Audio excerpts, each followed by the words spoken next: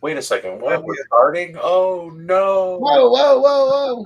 All right, we're at the point in time now where is it too early to start talking about John already? I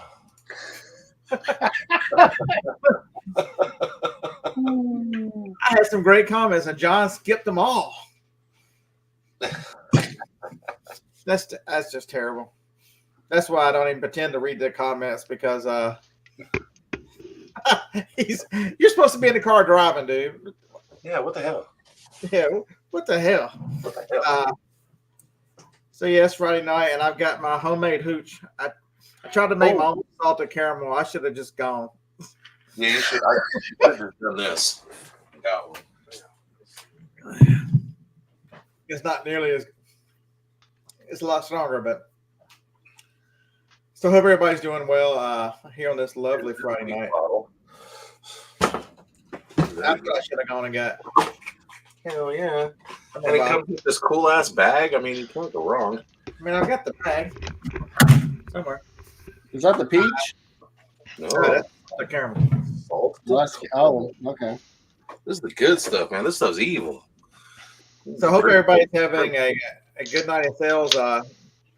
My eBay is floundering around, but you know what happens when you start paying more attention to Amazon again? Well, the hardest things you can do, folks, and take my word on this, is multiple platforms. Yep. It's you pay attention to one, the other one, it's just tough. Without some extreme discipline and planning that I don't have. But Amazon's already reached my daily goal, so even with the little piddly eBay.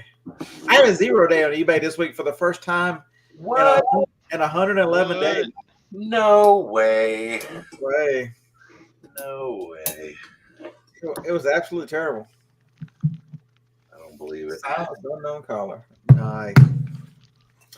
Yeah. Tyler, you winning? Have you lost your money yet? I am 42nd out of 344.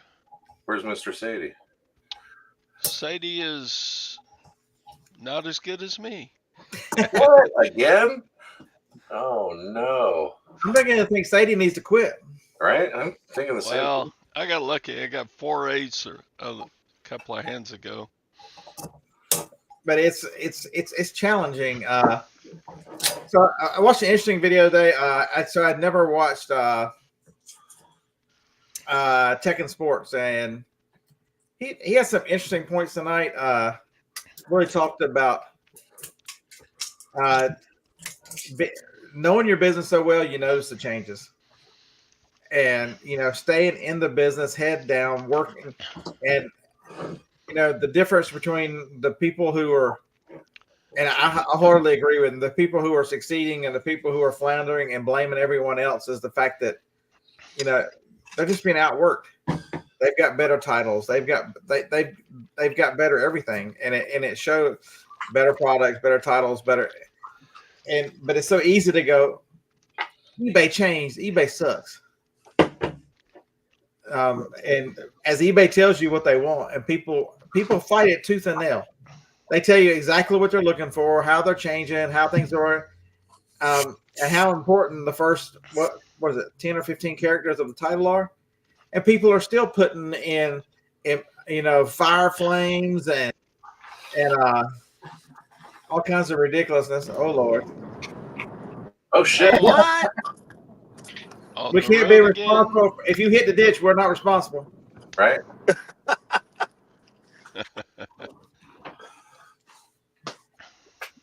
Hey, turn towards the camera. I gotta make sure you don't have black eyes, because I swear, Jenna looks like she was ready to throw down during the show.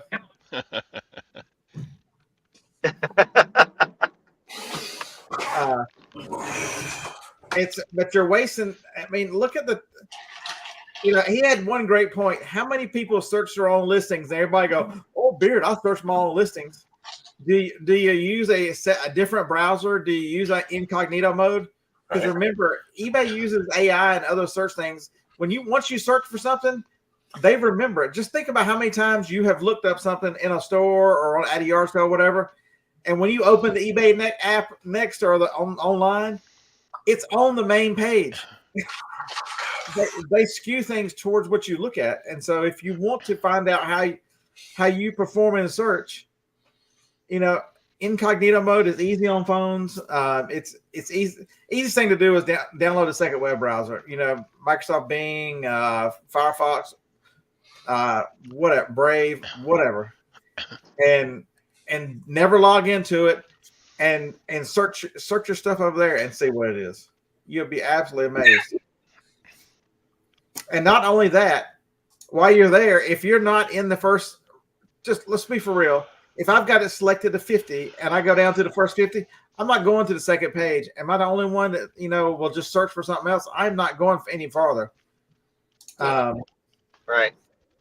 And the challenge I would have for you is not good enough to search your own items.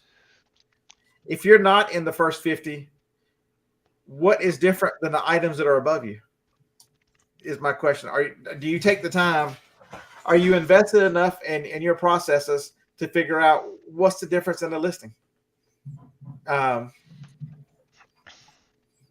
James, I would say the same thing about you, James. I don't know I want to know what's in your search history. I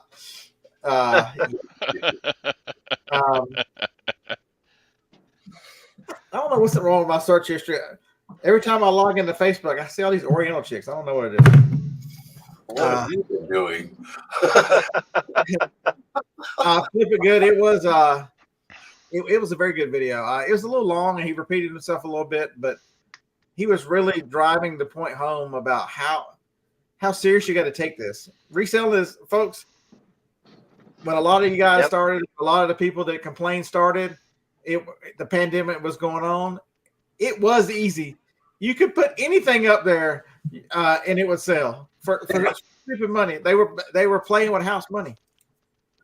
The economy is tightened. A lot of people lost jobs. Things have gotten very expensive, and it's competitive. And now there's so many more sellers right now. And I think John, didn't you do a video that not everybody's gonna make it to 2024, or wasn't that your video? Right, that's the truth. Not everyone can. It's just becoming more. There's more competition. It's just harder to get on top in the top page, for a lot of people. And so I challenge you. See, I sell discontinued items, so that limits my competition. But if you sell in a saturated category, there's nothing wrong with that. If you're a person that, look, I'm wearing a hoodie. This is all my fashion sense. I got a hoodie on, and I've got the same brand of pants. They're called weatherproof. They're like stretchy. I like them so much. I've got like 8 pairs. So I've always got a pair of these on in the winter. In the summer, I'm going to be wearing cargo shorts. That's it. That's my whole fashion statement right there. Bam.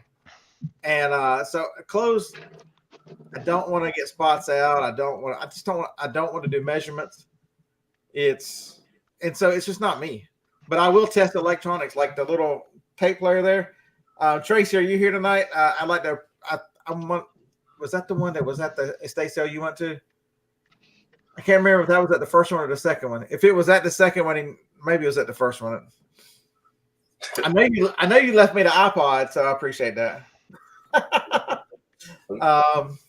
You need some sunglasses, John. What the hell? I got some. I need to get my. I need to actually place that order for the Ray-Bans. But it's. Oh, there you go. But I don't mind testing electronics. I don't mind that kind of stuff. That little Sony. So I added a lot of value. It was $7.50 for that little Sony boombox there. I dug the remote. Some Sony boomboxes have remotes, and that's one of them. I dug it out of one of the boxes, and so for $7.50, it's one of the iPod dock ones. So that's with the remote. I think it's worth about $59. I paid $7.50. Not everybody wants to ship the little bit bigger. That's not a big one. That's a smaller one. Not everybody wants to test it. I get it. So we each have the things we want to do. But I challenge you, wherever you are on the spectrum of whatever you source, even if you go, oh, beard, it doesn't bother me not. I sell wholesale. You're not the only one that buys that same item. You're in competition for everybody else who has that exact same item who buys it from your source. Y'all all got the same price. Now what are you going to do? How are you going to promote more? Promoting more, I think promotions are not the answer. They can help some, but they're not the. You've got to build a better title. you've got to take better pictures. You've got to be better at customer service. You've got to be a better business person. You actually have to run a business, for God's sakes. The 686 everywhere pants. I'm cheap now, Andy. These are at Costco, and I only buy them when they've got the $5 rebate on them. And they're like $15.99. Ghost Picker says he smokes. He doesn't even risk on. That's extremely smart, dude. I 100% agree. Because people are fanatical about coming from a smoker. So you're extremely smart about doing that. Avoiding items that because just because you couldn't smell it and you would think you got it all out, somebody like me who was hypersensitive would imagine buying T-shirts from me. Oof. Yeah, you get a contact. Get a free hit with every purchase. Right?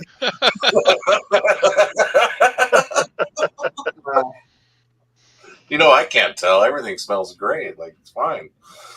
I tell you, there's money to be made right now. And so it's kind of a clickbait video because it says every reseller needs a part-time job.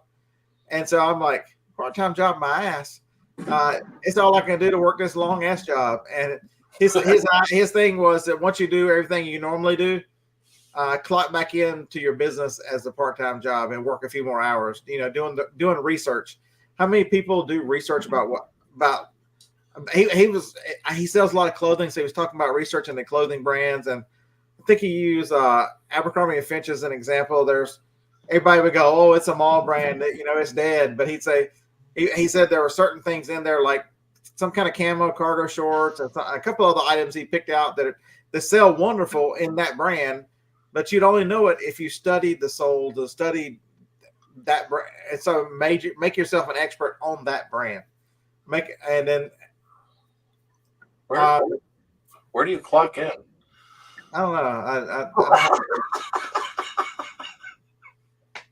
So Stoic Research says the one thing he learned to close and never leave anything behind. Clock in. I learned that I can't see flaws. I bring stuff home and Johnny goes, "Did you not see that?" I'm like, no. I could do shoes fine. I had no problem with. I sold a lot of used shoes when I first got started. I quickly got out of clothes because when you don't have an eye for it and you're just you got to enjoy what you do. I've gone back to doing a lot of RA, and I love the RA. If just doing something to make money is tough. If the items you're selling are just to make money, you've got to have processes and discipline in order to get through, because it's harder. I promise you, it's harder. If I had to do clothes, I was talking to Jennifer yesterday. We were talking about these people that list so many clothing items, and I'm like, hell, I just have a job. Holy crap! We both agree. We're like, holy crap! How do these people list hundreds of items a day? Shoot me, please shoot me. I have a lot of respect for clothing sellers. You guys, you're in a tough market and have to be really good. So, and it's not easy. But yeah, you've got to enjoy what you do. Carol wants to know if you clock in on the bongo there daily. Oh, I need to clock in. Shit. Thanks for reminding me. I totally forgot. Look at all that money. If you take a hit pulled over for smelling like marijuana, you can't do that. Sure you can. I do it all the time. I can't tell you how many times I've been on the phone with Dave. He's like, I'm in traffic. I think I'm going to take a hit. That's what you do when you're in traffic. That's what it's for, Oh, my God. Pass the time. That's what I was thinking. Oh, my God. Right? Well, nobody's moving, Yeah, Roman, it's the washing, it's the all that stuff, and yeah, I'm out. The one thing that's building because it's left off the house and downhill, it would have been tougher to get water down here. So there's no running water in this building. So that's another issue. If I had something that I can clean, would make it easier out here.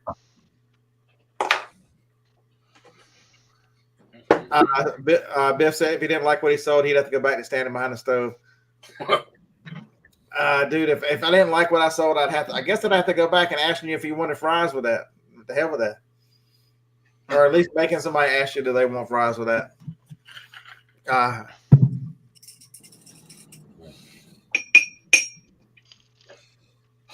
Said that's why closing is. But I mean, there's people that are really good at it. Resell at home mom out there in Utah. Wonderful job. I can tell you, I can name just tons and tons of folks that are really good clothing resellers. I just am not one of them. I'll do electronics all day long. I'm not very good at it either. But there was one of the guys at Estate Sale. I was teaching him today about these keyboards. I don't know if y'all know or not, you electronics folks. This is a Logitech keyboard. If you can see the little orange star it's got right there, that means it's a unifying keyboard. And what does a unifying keyboard do? That means any of the Logitech keyboards that are unifying keyboards, their little dongles have the little star on it as well. Oh, you can program up to 6 devices to one dongle. So right now in that computer, I've got this mouse and this keyboard on the same dongle plugged in over there. All you have to do is download the software, free from Logitech.com. Basically, it's going to tell you insert the dongle, turn the device on and off, and it's going to say, "Hey, is this your device?" And you tell it yes, and it pairs it to that dongle. It's so easy. So I picked up this at a yard sale for $1. That was before I had this big old. That was before I had this. And well, hey, real quick, Beard, I'm going to sign off. I'm going to pick up a buddy. We're going to head out to Parker, and if I stay on here with him in the car, he will take over your show, and he will not shut up. So I'm not going to do that to you. So I'm going to sign out. I don't see any earplugs. Did you bring some? No, but I'll put up with it. I don't want the audience to have to put up with it. So trust me on this one. So, all right, guys, take care.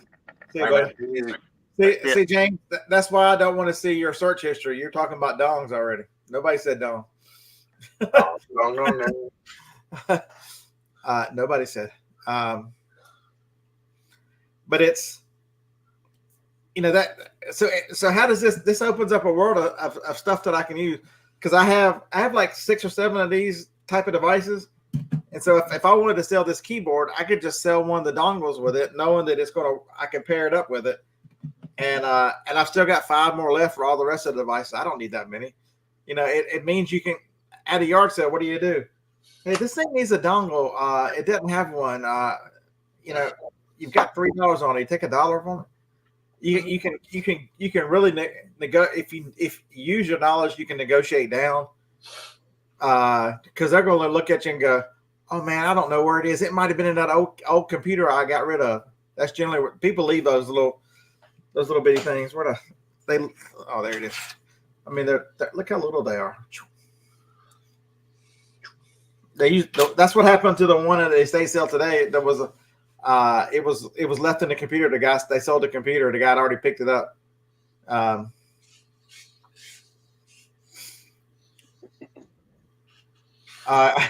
Larry, yeah, he's picking up Grumpy. That's right. Yeah. If Grumpy John's going to play golf, I'm going to be there to take video of that. Right.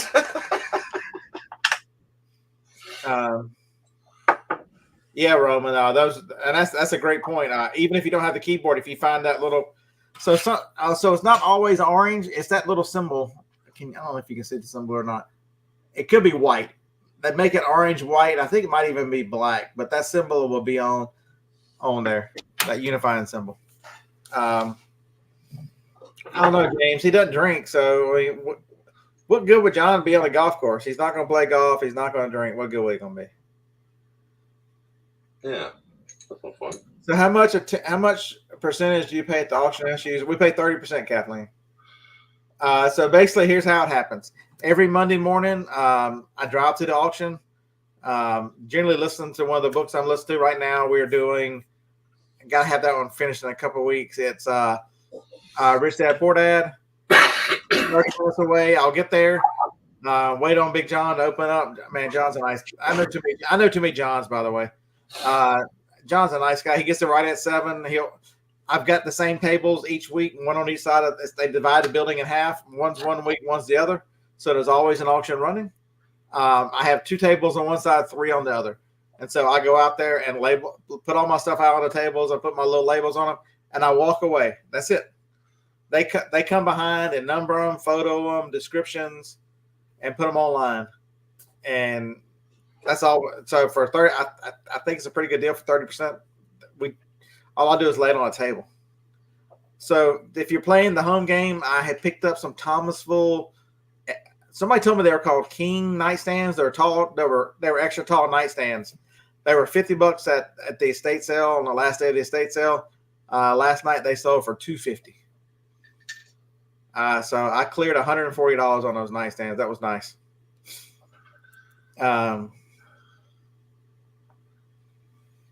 Katie, talk about your dongle.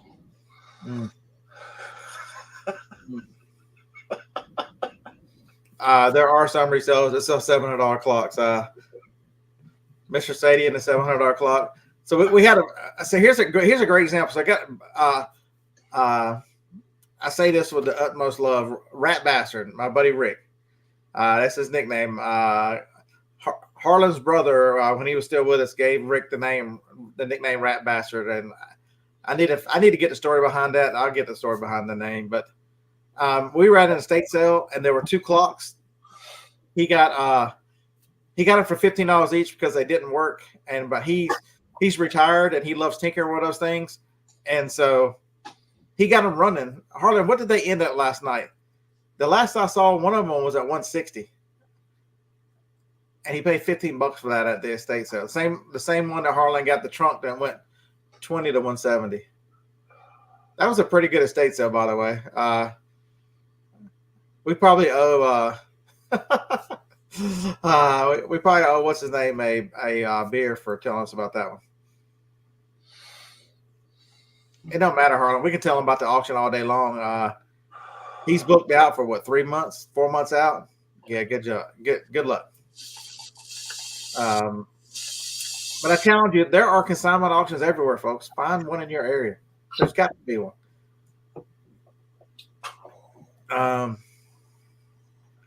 Yeah, I think that clock went for 160. I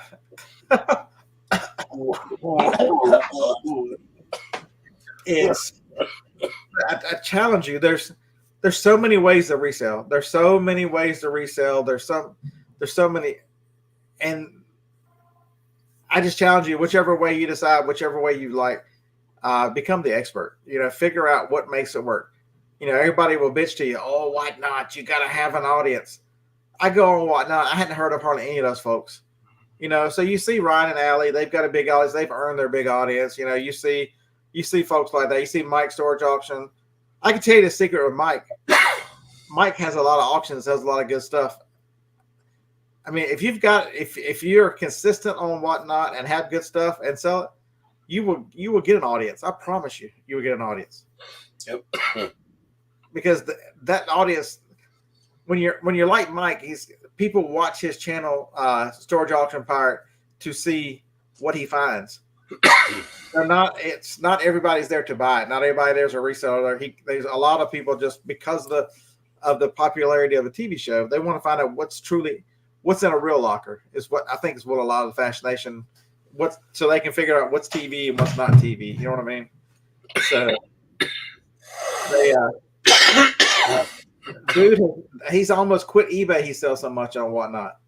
He sells an absolute ton on Whatnot. Yep. And it's because he has 2 or 3 a week consistently. Oh no, he does probably more than that. Shit, I'm going to look at the store. And Lisa, you're late. Your pay will get docked tonight. We're sorry about that. Yeah. So Larry said he did a packing video on that clock today. That's exactly what I would have done, Larry. I'd have put a box on a box. I think that's the way to go. You don't mess around. When you got something that expensive, you don't mess around. That's exactly what I would have done. Was it like a grandfather clock? No, it was a smaller advertising clock. I had to ship a grandfather clock one time. I took that thing to UPS. I said, "You pack it, you insure it, and you ship it." I'm like, "Okay, yeah." I had like a small. not the full size ones, but I don't know. It's like 30 inches tall grandfather clock. Carol, I didn't think you had any, Jeff Carol. Thomas, I think. Mike is doing a show every other day. He's at 33,000 followers on whatnot already. God damn.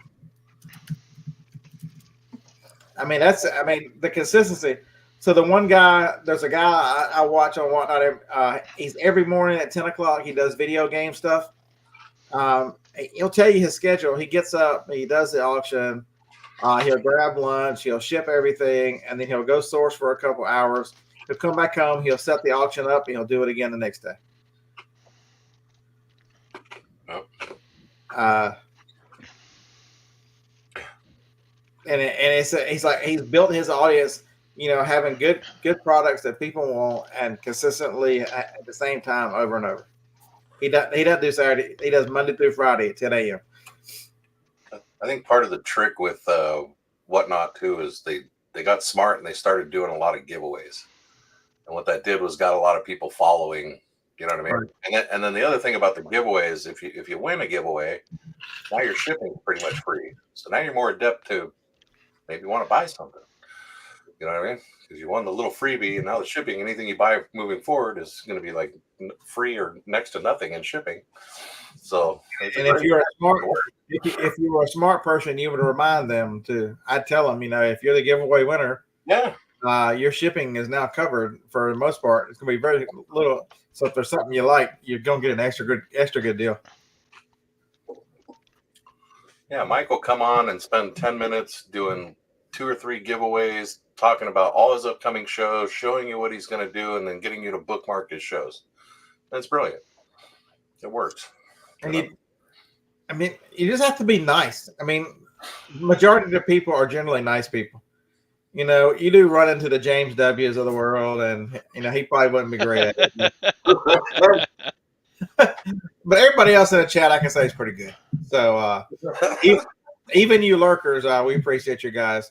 But people are so scared of the camera. Look at the crew I'm hanging out with. Todd won't even show you his face. He's so ugly. Bastard. Y'all think it's because he does gold. It's just because he'll break the camera. Yep. I think that's it. He said, so I'm gonna tell you a large secret, and you guys have got to promise. You got a pinky swear that you're not gonna tell everybody. But back when everybody but Jake in this panel was growing up, there's one thing that you heard over and over again. We don't teach the golden rule anymore. We don't teach, treat people like you want to be treated. It's as simple as, you want to win. I promise you, that's still a winning philosophy. How many people has Zig Ziglar helped? What I'll paraphrase his, but if you help others achieve their dreams, you will reach yours multiple times. However he says it, he says it way more eloquently. That's probably why he's sold so many books. We're gonna get to him shortly in the book night. But it's true. Help us. I'm telling you, I've done this YouTube channel for quite a while now, and I'm way more blessed than anybody I've helped. Met some really, really good people, and been very beneficial to me just to come on here and run my mouth, because I wouldn't talk to you in person.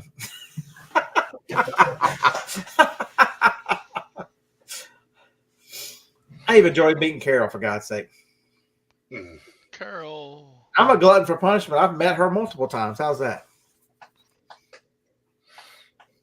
Yeah, but it's if we always thought about that, you can't let you don't run into bad people. You can't let them destroy your mood. You can't let them destroy. I can't think how many people in the comments of the years have said that because somebody scammed them, they quit. Are we serious? Really? You got. Yeah. So what do you think Sam Walton did when somebody? Remember when I was growing up in 70s and 80s, Walmart, if they ever sold it ever at all, they would take it back.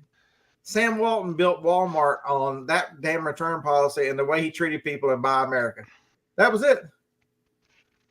He'd be real proud of what it turned into, but He built it through buy American made, treat people correctly.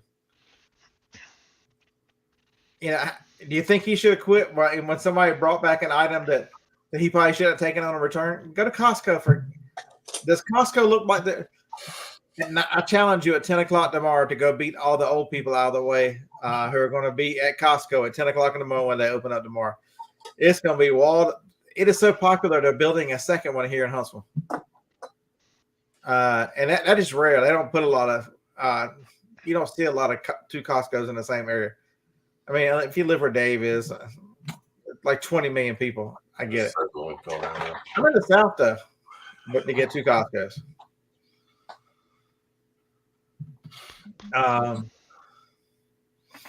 They're everywhere. And they'll take it back. They don't give me any problems. Sure, you don't need a receipt. They've got it in their computer based on your card what you bought. I love Roman. I'm with you, man. I love Costco. Yeah, but it's just a point, Jack, that you can't let one or two things derail. I can let you in another secret. If one or two returns or one or two scams is going to crash your business, it was destined to fail anyway. If you're running, if your numbers and margins are so razor thin that a couple of returns or something will put you under, you need to learn more of the business side. Remember, it would just take one or two buying mistakes and you'd be under. And so, I mean, you're just blaming it on somebody else. The circumstances will take you under. The golden rule 2024, trust nobody, everybody lies. Yeah.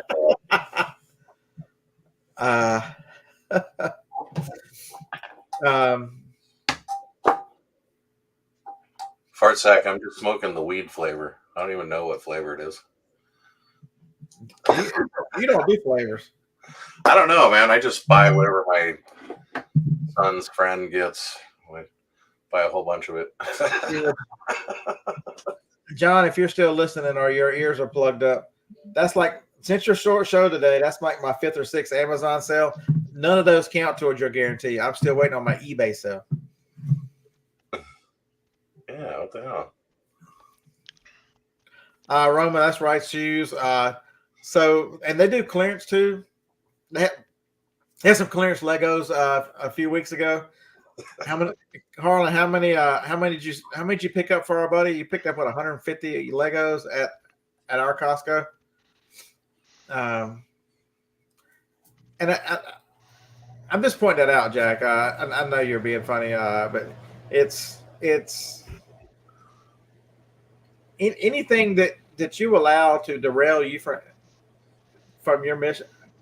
One of the books we're going to read is a book. When I started teaching real seriously, trying to do a class or whatever, I always start with why, and I actually came up with that in my own philosophy, in my own thinking, not realizing there's people out there who wrote books about understanding your why, knowing your why. You want to get serious about reselling. Why do you resell? Have you sat down and figured out why? Thought about it, defined it, and it's got to be something that's important to you, because let me let you in a little secret. Another one. This is a great show. This show should be secrets. Reselling secrets. You're gonna have bad times. Everybody has bad times. Every business has bad times. You want an example? Apple damn near went under. The Apple, one of the one or two, depending on who you ask, richest companies in the world, was a razor thin margin in the 90s from going under. Apple had made a lot of huge mistakes, a lot of bad, and they were on their way out. And now look. Yeah, now look. They're probably listening right now. You're right. All hail Steve Jobs. What do you mean probably?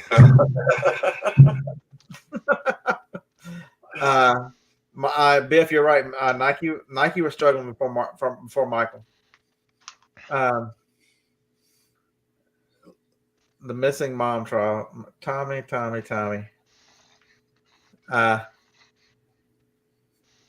James just says Apple just dumped electric cars. They won't be the first. I mean, they won't be the last. Electric cars are not the answer. I hate to tell it. I hate to break it to you. You want to go real conspiracy?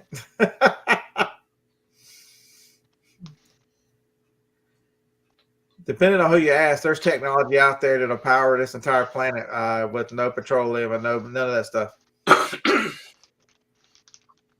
How do you introduce a power force that wipes out a massive amount of wealth of the entire planet because it's based on petroleum and those kind of things?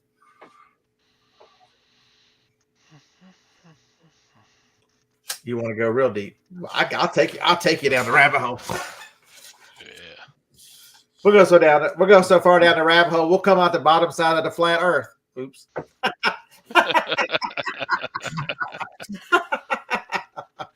What's down there? What's up?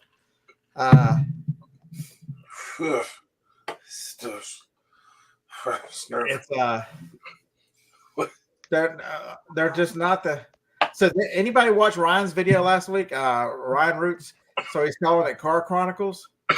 So he's got a really nice Tesla. It's the Model S 100D. So if you don't know Teslas, that's one of the top of the lines.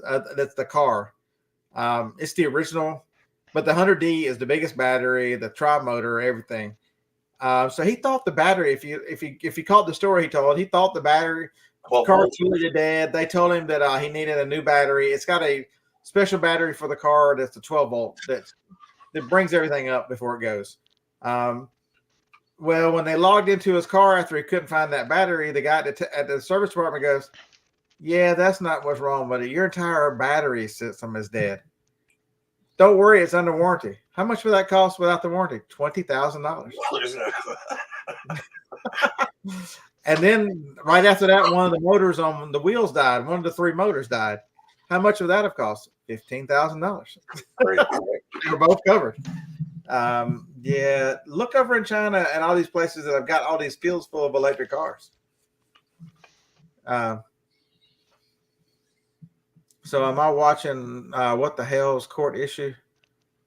I don't have any clue what you're talking about. What's a what? What the what? So they came on the scene as storage auction buyers. What the hell? And I don't know what kind of court issues they have, but I guess Lisa, you're gonna tell us in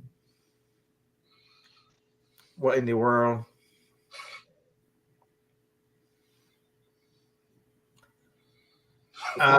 So Jack, that's you bring a great point.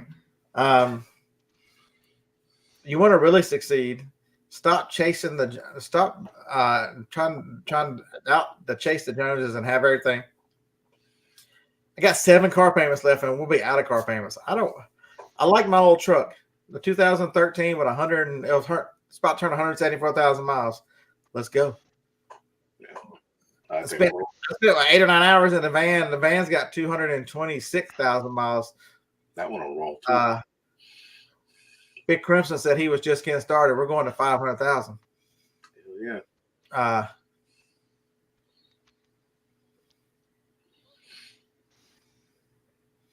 What size shoe I wear? 10, 10 and a half. Yeah, you haven't hardly done anything to the Sienna, really, right? Since you bought that thing, you haven't put much money into that thing. I put tires. I put like brakes on it 7 times. Tires.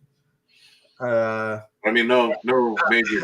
Outside of like running over a fucking pole on the road, you know what I mean? Like gas tank. I mean, that's what are you gonna do? That's I'm talking like you haven't had any major repairs. It's got good miles. Yeah, Jack. The Toyota is a 2016 with 226,000 miles on it. So mine's an 11, and I got 144, 145. So yeah, it'll roll. Just Sandy, that's terrible. That's absolutely terrible.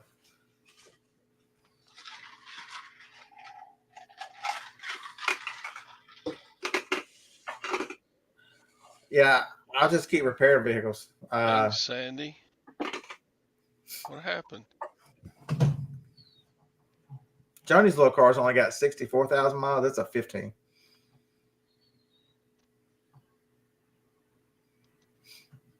No, it's so I made a mistake with this.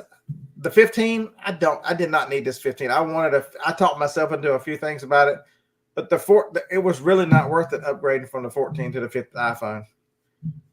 The 16 better, AI better be so smart, and when I stand up, it wipes my ass, or I ain't changing. It's just because what do? I carry a second phone around because the Amazon app works like crap on that phone and the phone before it.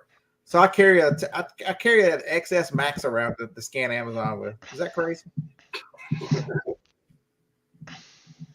Hey, I mean, do what you gotta do, I guess. Roman, that's correct. You changed the batteries and it's new again. That's correct. I mean, I get it. Ryan said that his favorite car he's ever had. He loves the technology. I get it. All the technology, all the stuff it'll do. So Amy's got a Tesla, and that's the only one I've ridden into, that one and another one. But it's cool the way it can do all the routing and do all the stuff and tell you everything it does. And I get it, but yeah, not so where I need. I just don't want car payments anymore. You start listening to this book, and when we talk about Rich Dad Poor Dad, you'll start understanding and talking about, what poor people do. Poor people buy depreciating assets, and they buy liabilities and call them assets. For the most part, a depreciating asset like a car is money out. It's not an asset. Yeah. Houses are the same way. Houses are houses right now have appreciated over the last few years, so it makes that argument a little tougher. But they don't always go up. There are houses that lose money. Well, they're constantly a money pit for sure, unless you're getting money out from some other way. Yeah, he talks about the lost opportunity cost because of all the money that you have tied up. That's why I don't have a house that I own. I live in one of my own complexes. Yeah, I thought about you a lot when I was listening to that. It made me sick. Like, how could that Amish boy be so damn smart? I read that book 15 years ago. No shit. Something like that. It makes a lot of sense. I wish I'd have read it 15 years ago. But it's, the one I challenge each one of you, look at your business and okay, so not everybody can be Tommy Bernard and be the greatest shoe salesman in the history of the world. Right, right up there on the Mount Rushmore with Al Bundy and Tom Bernard right there. Tommy Bernard. We got him right there. But every one of you can improve on something in your business to take it to the next level. I'm a good hunter. I can sell. I can do all this stuff. I needed to improve as a business person. So, I challenged myself to read these books. Okay, listen to these books because I can't read without falling asleep because I'm old. I'm old. Here's what happens. I sit in the recliner. I pick up either the regular blanket or the heating blanket.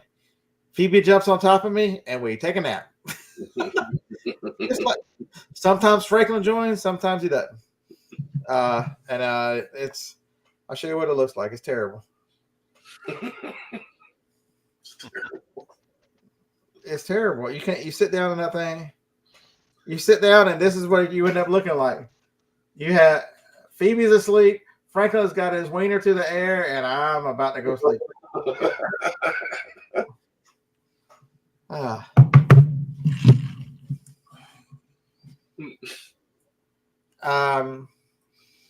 Jack, I signed up for Audible, and Audible was so if you're going to do the book with us right now, and you're doing Audible's got that book on sale for $5.99. That's a pretty good deal.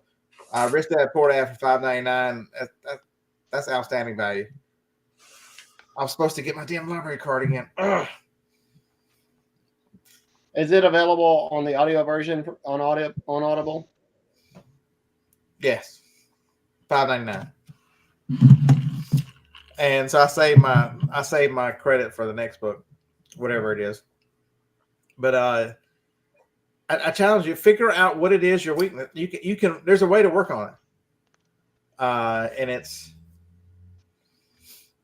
I talked Wednesday about about the Nashville meetup, Phil and I decided that we'd had enough. We were not doing the Nashville meetup because Ray has taken over, and Ray has already made a Nashville meetup for the Nashville Flippers. And so we decided we're just going to that. So it's April 26th or 28th. So if you want to join a bunch of resellers in Nashville, Tennessee, there's a Facebook group. I bet I can talk Jacob into putting the link in the chat. He beat me the last time. If you're interested at all, join the group. So Ray's also got a video. Find the Nashville Flippers on YouTube. So it's a couple of videos ago. Talks about all the places to eat. He's already got the restaurants planned out for each day. He's got events planned out. I'm going to skew off a little bit.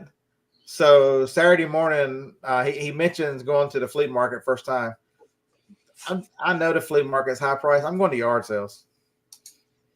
And then when they go to the bins, I don't want to go to the smelly Nashville bins and try to catch all the little Mexican kids out of the way.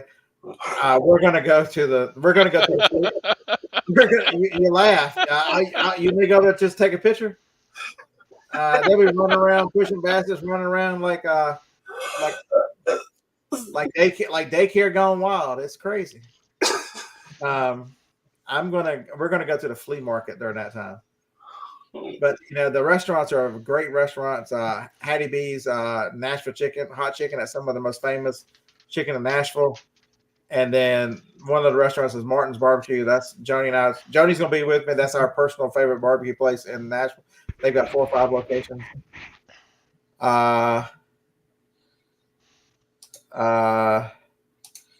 They're called Edgar's. Scott, what are Edgar's? I don't know. I don't know why, Jack. This one just happens to be full of little Mexican kids running around. I don't know why Mexican kids. Yeah, I can tell you why. They are extraordinarily smart. They get all these shoes and all these clothes and send them back home because it's way cheaper for them to buy it up here by the pound and send this stuff back home than it is to buy it in Mexico. I can 100% tell you why they're there. And a lot of them sell these shoes at the flea markets. Folks, don't think I'm saying that with any kind of negativity or discard. Just the nationality of the people that are there. They will fight you over a pair of shoes because they do a great job of selling shoes at the flea market. 100% they do. One of the guys is one of my favorite guys to go see at the flea market does the bins because he picks up a lot of electronics that I end up picking up some of. I'm not saying that negative at all. It's just a description of who's there. I don't know about the coconut haircut, but they do it. I mean, that group of folks has a lot of things going right. They take care of families. They stay together as families. They look out for their own. They don't need help. They make their own way. They do a lot of things right.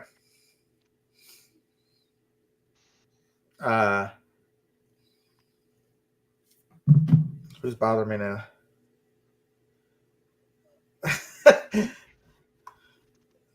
Jennifer says she's missing the show tonight. It's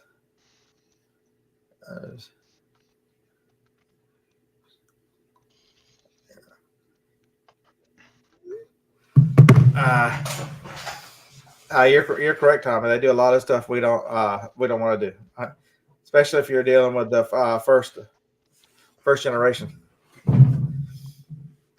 I'm just telling you, James, my experience. I know they're all not. You can't do stereotypes because everybody's not the same. Stereotypes are some of the worst things around. Times are tough all over. A lot of folks. It's hard to be negative about somebody when it's a group of people who are trying to get by and doing everything they can. So, but that bin, I just don't like those bins there. It's an older bin. I think they're going to the older ones. And it's right down the street from the flea market. So we'll go to and Jennifer's going to be with me at Harlan. I think maybe Swamp. Glenn's going to ride with us. We're going to do yard sales first. Glenn learned the last time that he can't keep up when we go to yard sales, so he just ride with us. So we're going to do yard sales. The yard sales in Nashville are wonderful. And then Larry. I'll be there. You're going to have to try to keep up with me then. I can put you in the way back. We can pull the way back up.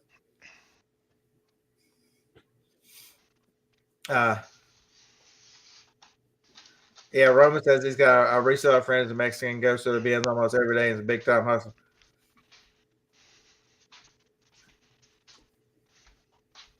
Even if I have to sell this mug, I'll be there. That might come from my room one night.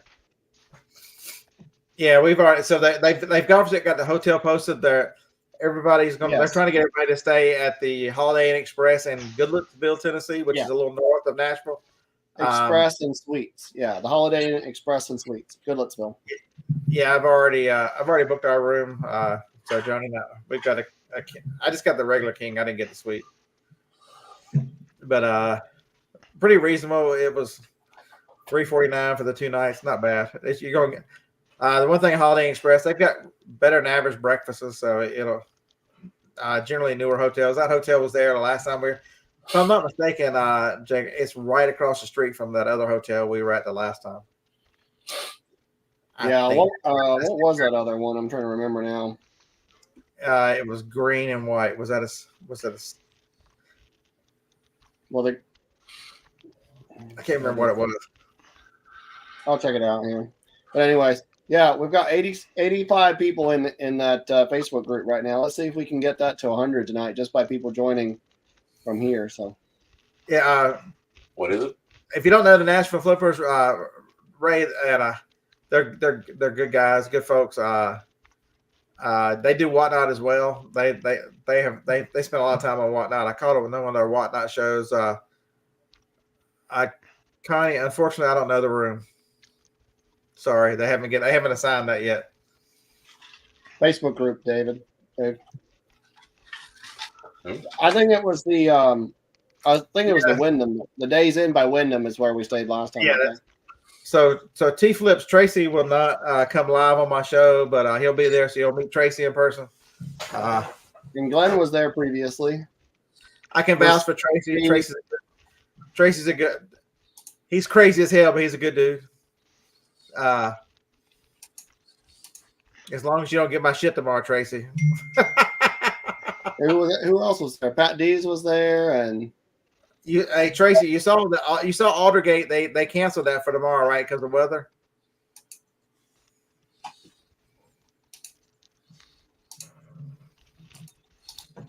Yeah. So you can go ahead and sleep in tomorrow.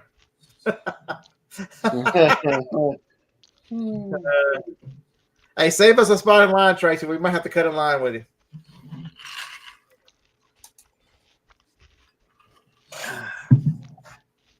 God almighty.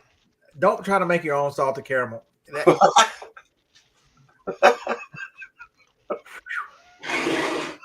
Yeah, I try. Yeah, me and Harlan got stuff to do, but we'll be there. Yeah, that stuff's too strong. I can't be drinking that. Harlan's going to get here early. I do not want to be hungover in the morning. Ooh. That would suck. But there's people out there still buying. This was my strongest week at the auction this year. I sold 770 something at the auction on my 2 tables. That's the small side for me. So worked out well. That'd be a negative, Tracy. We are not going all the way out to that community, so.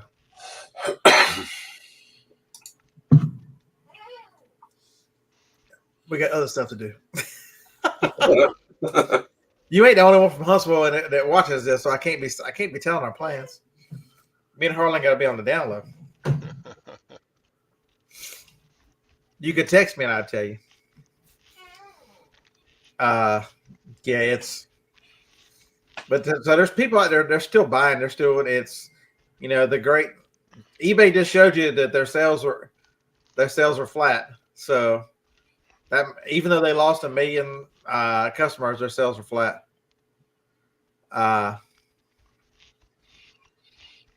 So there's still people buying at the same rate they were this time last year. Which this is before the eBay apocalypse. So everybody who is claiming that eBay is going under and everything, I challenge you to figure out what's happened. What have they changed? What have they told you they've changed? Look at your listings, search your list, do everything I was talking about earlier. I challenge you to figure it out. There's an answer out there. I promise you there's an answer. And no, you don't have to do the nuclear reset every day. That's some craziness. You're not mentioning the other thing going on. Yeah.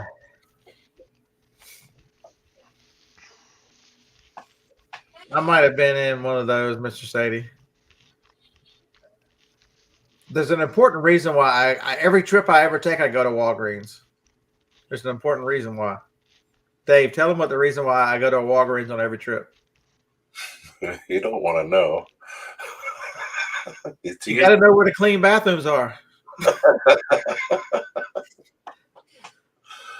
Sometimes you just got to go to Walgreens because they got. I think it'll be the cleanest bathrooms ever. No, but they're pretty solid. So sometimes you got to know where the bathrooms are. They are probably the best. Consistently over all of them. Yeah. I didn't buy hemorrhoid cream. Nah, I just used the bathroom. But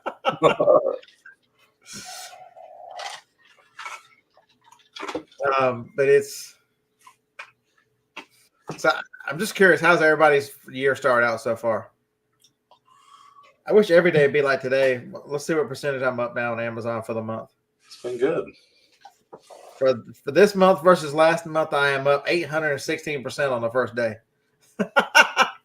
So January 1st was a slow day. Football and holidays and all this stuff, it was a slow day. I've sold 30 items today on Amazon. That's awesome. Yeah, you're winning.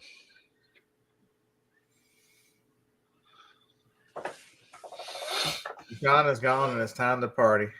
It took you long enough. Where have you been, Jenna? Yeah. Dang. Even John was here while he was driving. Was I supposed to tell that? Was I supposed to say? I don't know if I was or not. Let's make it working.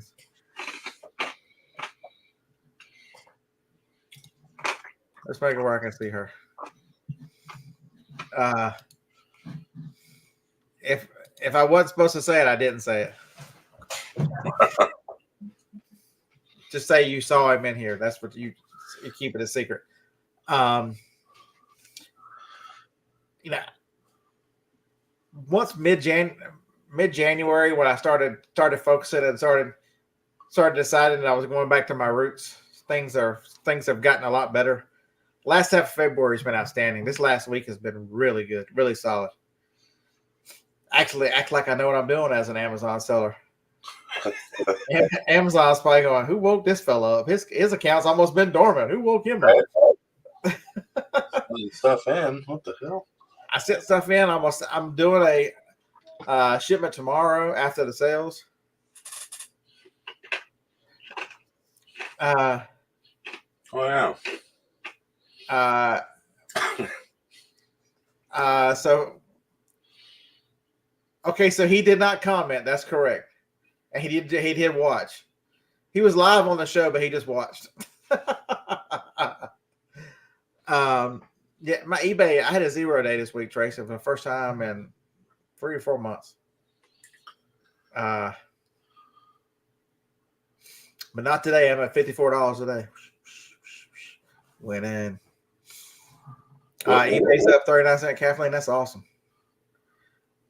What's your PIN number? That was crazy as hell. So I'm in the middle. If y'all missed my short yesterday, hey Dave, that wasn't that good. You see how many views that one's got? That was funny. Somebody commented, I thought this was going to be some terrible excuse, and it's actually a valid point. I'm like, yeah, no shit. So I'm in the middle of nowhere, and this place, you get up to the register, and it's got enough plexiglass up. So you ever seen those convenience stores where the whole place is like, if you're in the convenience store in the hood and the whole place is plexiglass, you slide it under the thing. So I slid the item under the thing. I only bought one thing, and I slid the card in there. And I'm like, I'm looking around for the card slider and they got it over there on the register. I'm like, all right, they're just gonna run this credit. She says, does this card have a PIN number? I'm like, yeah, it's got a pen. She said, what is it? I'm like, what do you mean, what is it? It doesn't have a pen. I'm sorry, I gave you the different card. I was shocked that he just asked. What's the PIN number? Chassis is up 7% year over year. Quantity, that is outstanding.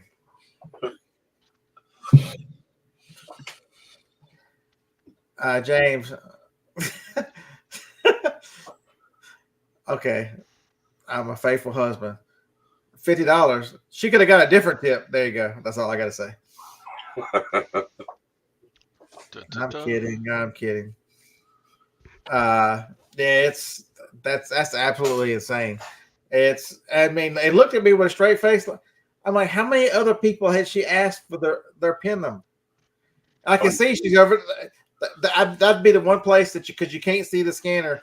It's got a skimmer on it, and a recorder right there recording me saying, Johnny's like, you should have just told him 8675309. She was young, she wouldn't have got it.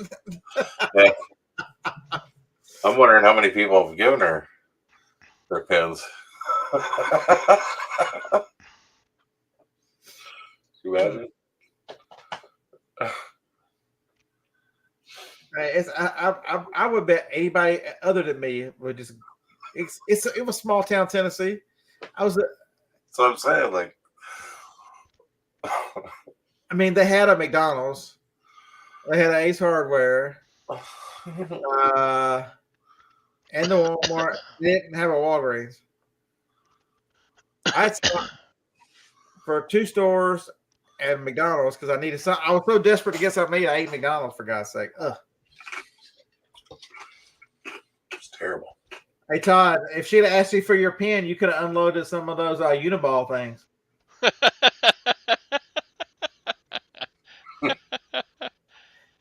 So if y'all didn't see Todd's live show this morning, he showed y'all everything he bought at the auction.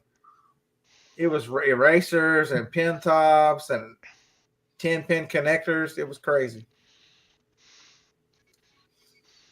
I took a nap whenever he started talking about it. Oh, come on. Give it up for the ink pen refills. Oh, refills. Okay. I mean, I already sold some erasers. I listed them today. Bam. I'm talking middle of nowhere, Tennessee. Up near Jackson, Tennessee. I mean, I was like 45 minutes from Jackson. I was in the middle of nowhere. Yeah. Shut up, James. You're all dried out.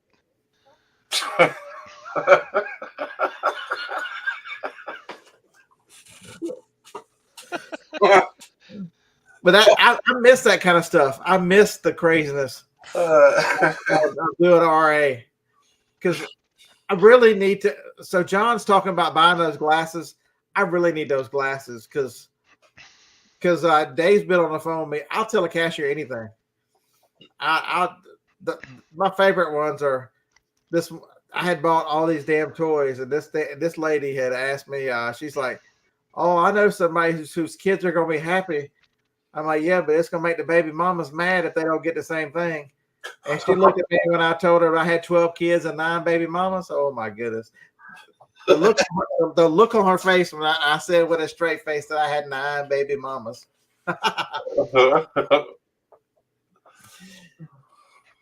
It's just as bad when Joni's with me. We were at a Walgreens and they had all this hair dye on clearance for like 90% off. And a bald man standing up there buying all this damn hair dye.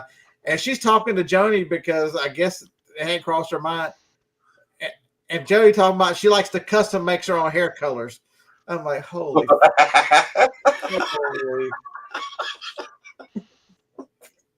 That's why I'm buying so many because I custom make my own hair colors. That's what Joni told this lady. That's hilarious. It's absolutely insane.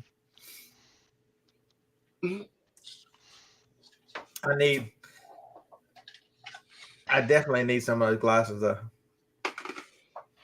But I'm too cheap. I guess I'll keep using Tomorrow's the first day of the season. I should actually wear the camera tomorrow. Start out the day right. Yeah. I'll get y'all Tracy. I'll put Tracy on the internet. I'll get him on camera. Ooh. Yeah, Tactical Z. It was a lot of Just for Men that day. Just for Men has a habit of changing the box designs and just blowing them out and starting over again.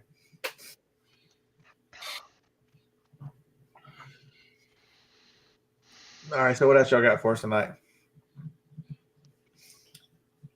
Harlan said if I was on long enough, he might come on afterwards. Is it really only 8 o'clock? We've only been on an hour. Yeah, barely. Holy hell. Where's Harlan? He's lurking. I'll give you one guess where Harlan is. Oh, yeah. Well, there's that. Young love, true love. Harlan is still in love. He's over at Yeah. Say no more. and just for the record, the channel is not mad. We are happy for Harlan that he's happy. Yep. Damn it.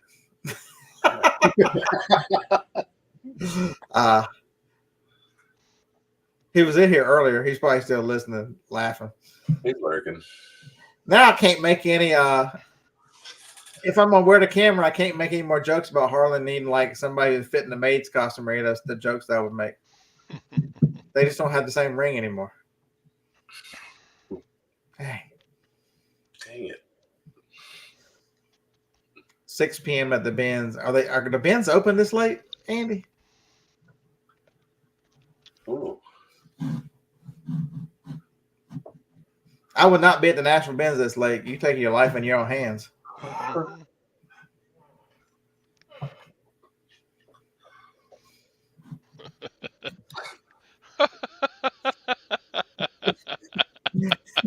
Oh. Oh. My. See. Come on. One nice thing about Nashville, the Nashville Flippers, their meetup is we got what next Saturday we daylight savings, so we no more of this. You know, it's dark at 5:30 craziness. Oh, yeah, huh? So later, extra day. Yeah. Dang leap year. yeah, I've been to California several times. Yeah. They don't like anything I believe in over there. You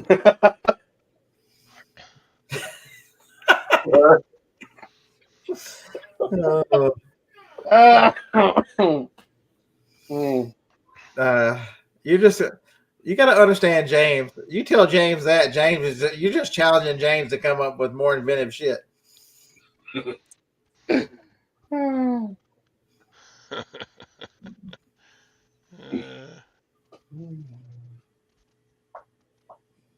Yeah, Todd, you're making everybody look bad. Can you slow down a little bit so you can make some videos talking about how terrible your sales are?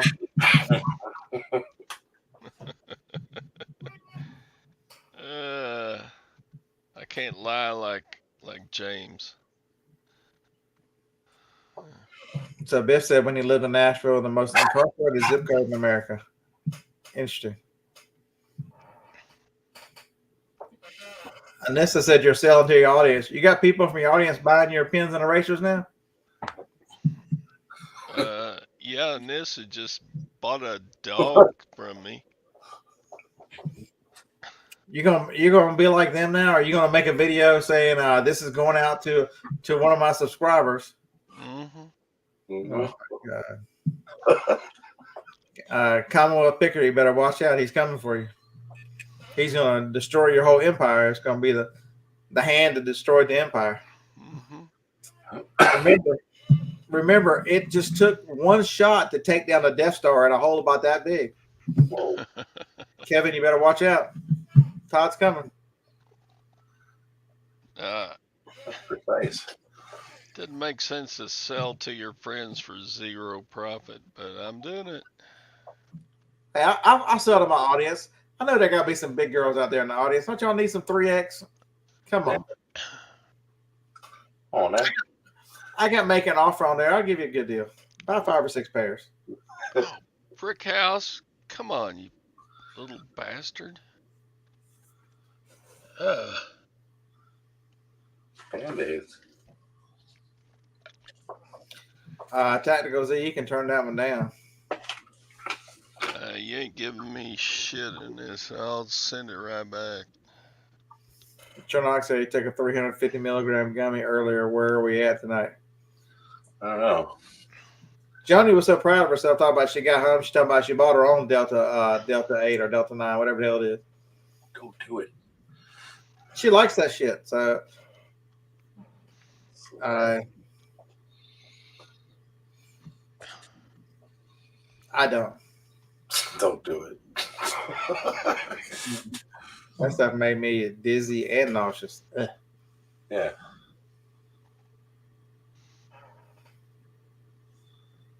I'm telling you right now, I've got 6,000 pairs, Connie. Order you some. Yeah. You can do it. I'm tired of these things. He will hook you up. And it's the craziest shit. I got another return. Somebody said it didn't get there in time. Folks, I get it. I got it doing Ground Advantage, but it got there in 2 days. I have 2 people this week that are returning for didn't get there in time, and it was delivered in 2 days by the post office using Ground Advantage. I'm like, what did they expect? That I was going to get on a plane and drop it off at their fucking house? I ordered a remote from Amazon. I ordered it yesterday. It won't. Prime delivery is next Wednesday. I'm crushing Prime. 2 days. It didn't get here in time. That's twice. Amazon doesn't allow you to do that, unfortunately. Amazon doesn't allow you to. I will turn it in as a 10 or 20%, not as same as it was. They opened it and they put their funk on it. Yeah. Funked it all up. Don't they were Amazon FBM. It's insane.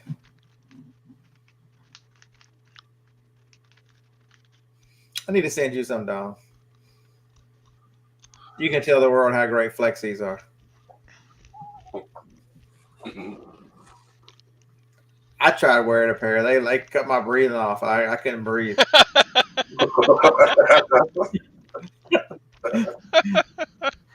I'm like, damn, I'm not even a 3X, and these things are suffocating me like an anaconda. Holy hell.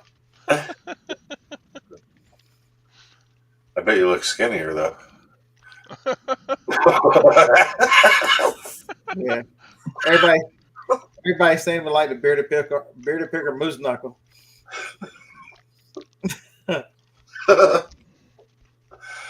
Oh.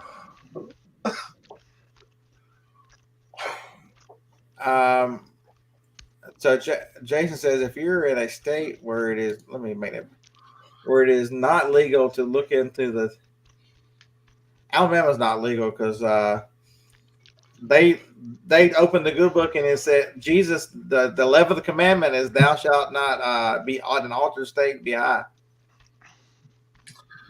So concentrate? THC? What?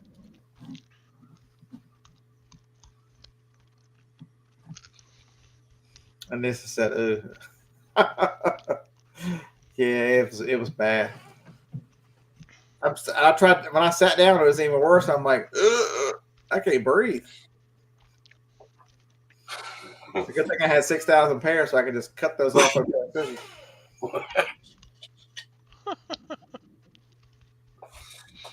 I was gonna start talking in a higher voice.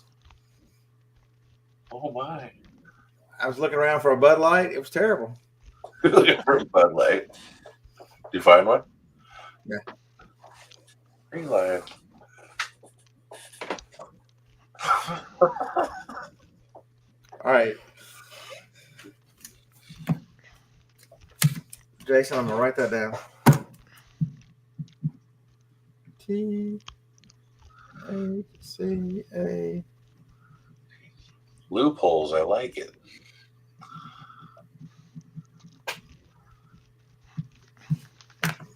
All right. And in a couple of days, I'll look over and what the hell is THCA? I wrote that down.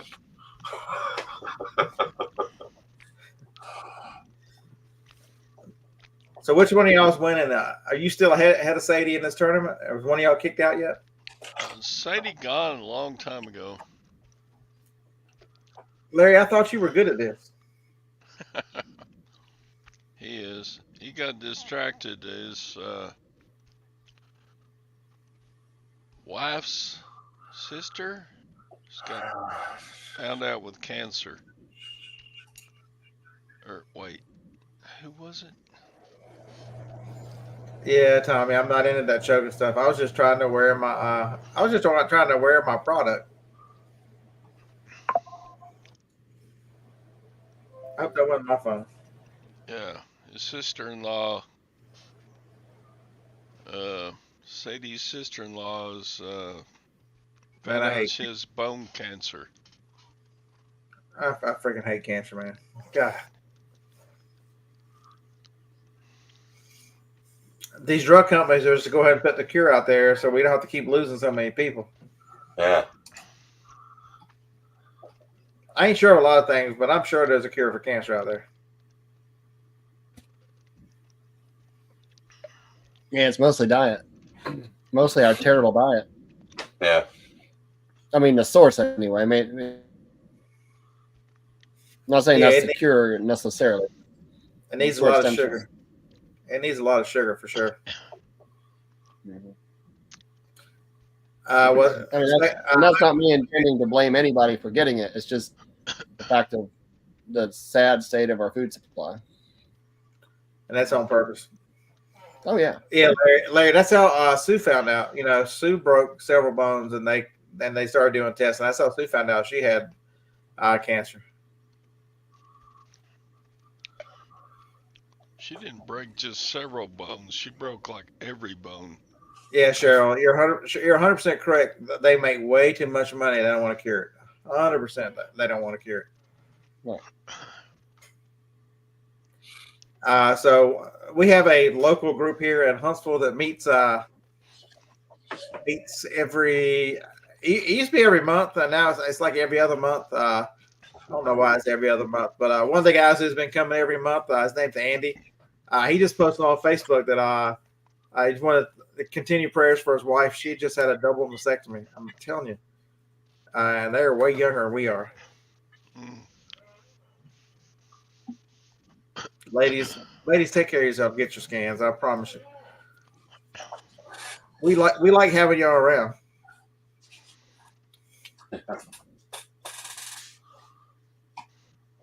And to Dawn, I'm sad that I was so busy yesterday. I didn't get to play estate sale bingo. It broke my heart that I couldn't play. I would have won. I got a feeling I would have got the right card. I would have won. I'm so sad. So if y'all don't know, the Two Hip Chicks on Thursdays they've been playing on their 11 a.m. Central show estate sale bingo. So they look at an estate sale in their local area, and you get a card and you mark it off as you go. You win glorious prizes. The glorious prizes are absolutely nothing other than the thrill of victory.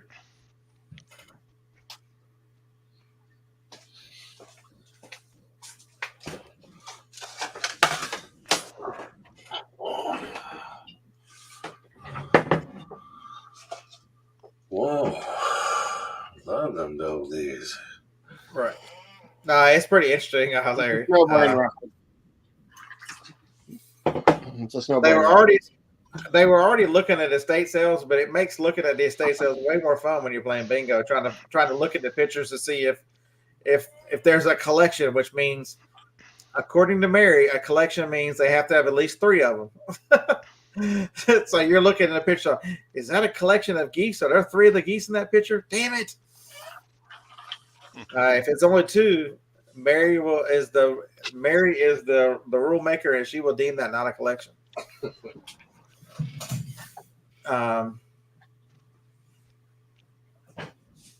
And she's pretty strict with the rules, unfortunately. Damn it. I know.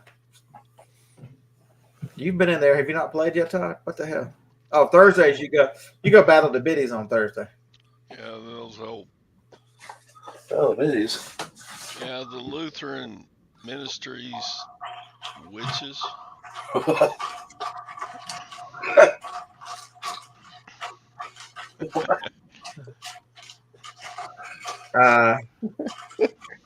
Yeah, we have a chance, Dawn, with anything else, but the collection one, she's a stickler for the collection means 3.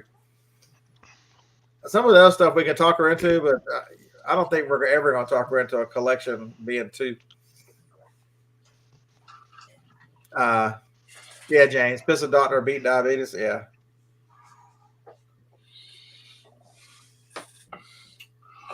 Yep. What does Tommy say? Yeah, it would cost. Yeah, how about they cured cancer and they come on alternative energy sources? That would really, really rock this planet, wouldn't it? Yeah.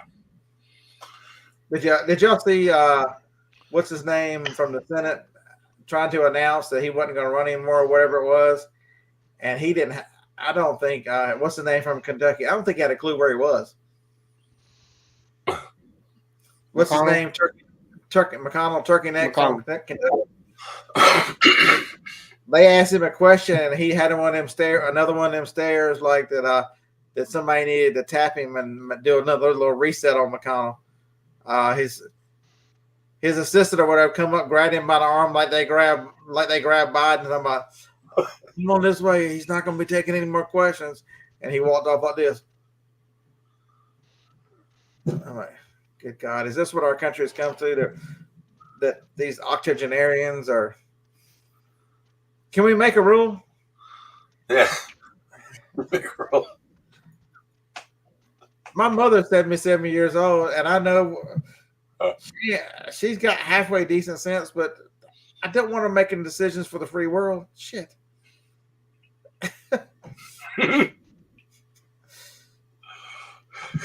Just create some new rules.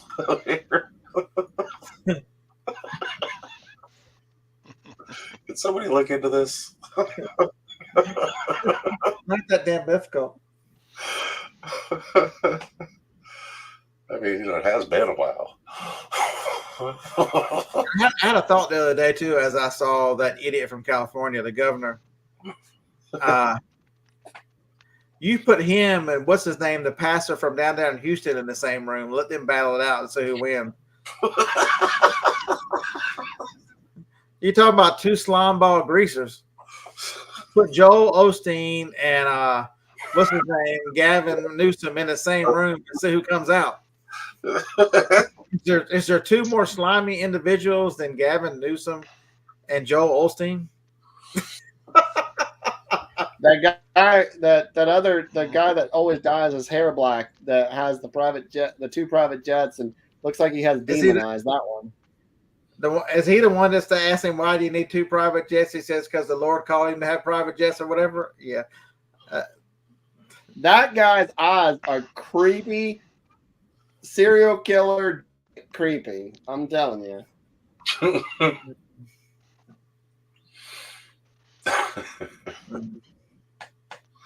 Wow. Things.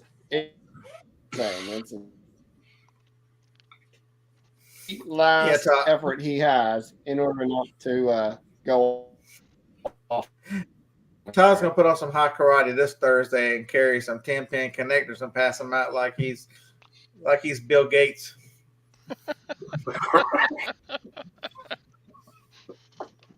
Y'all can build your own circuit boards according to Tom.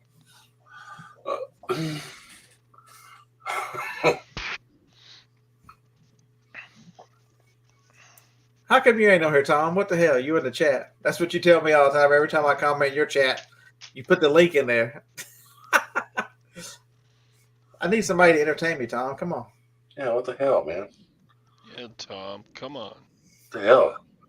We want to see what kind of Scrooge McDuck pajamas you're wearing. Yeah, it's not always about the morning. Jeez. Sometimes you got to do stuff at night. That's who Tom's gonna be from now on. Tom's just gonna be Scrooge McDuck. He's too tired to come online. He's been swimming. He's been swimming in the gold. Man, Jake was so tired of it. He said, "Fuck it, I'm out of here." I'm not putting up with that. Hit you with a link. You act like I can just make the link pop up. Oh shit, that's the wrong one. Yeah. Push enter. Control and then enter. There you go. Whoa! Ta-da. Damn it, John is off the hook. Damn it! Now we got mine. I got an Amazon. No eBay yet. That's a good one though. I got it's sitting right over there. That's a good one. Let's see how much did it go up. So you like your new nickname, Scrooge McDuck? I don't pay you any attention. Whoa! I don't pay you the least bit of attention. See, when I hit the button to bring you on the camera, you had that scowl on there, just like Scrooge McDuck always has. Yeah.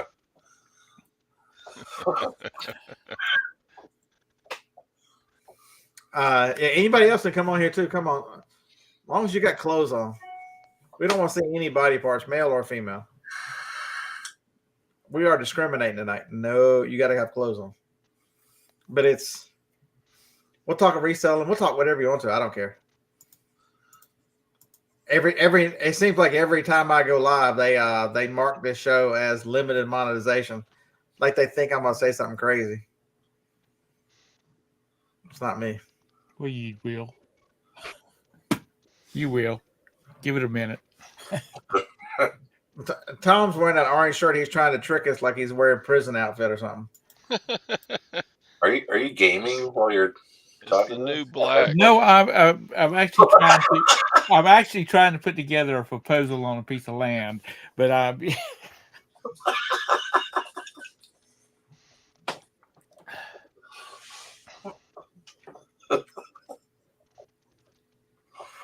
So what are you people up to tonight? No good. Just absolutely none of us have a life, so we have nothing to do. Crown Royal. Yeah, I can't drink it. I made it way too. Ugh. And No, this is not a prison outfit. This is a Bobcats t-shirt. yeah, I can't drink. I'm not drink. I was going to drink that drink, but I Bobcats. was going to be here at 6:15 in the morning. I can't do. You wussed out. I'm up with that. What the hell, man? Yeah, we got stuff to buy. I got to go by the ATM, get money. Stuffs to buy, stuffs to do. So is anybody else excited like I am? Yard sale season is upon us.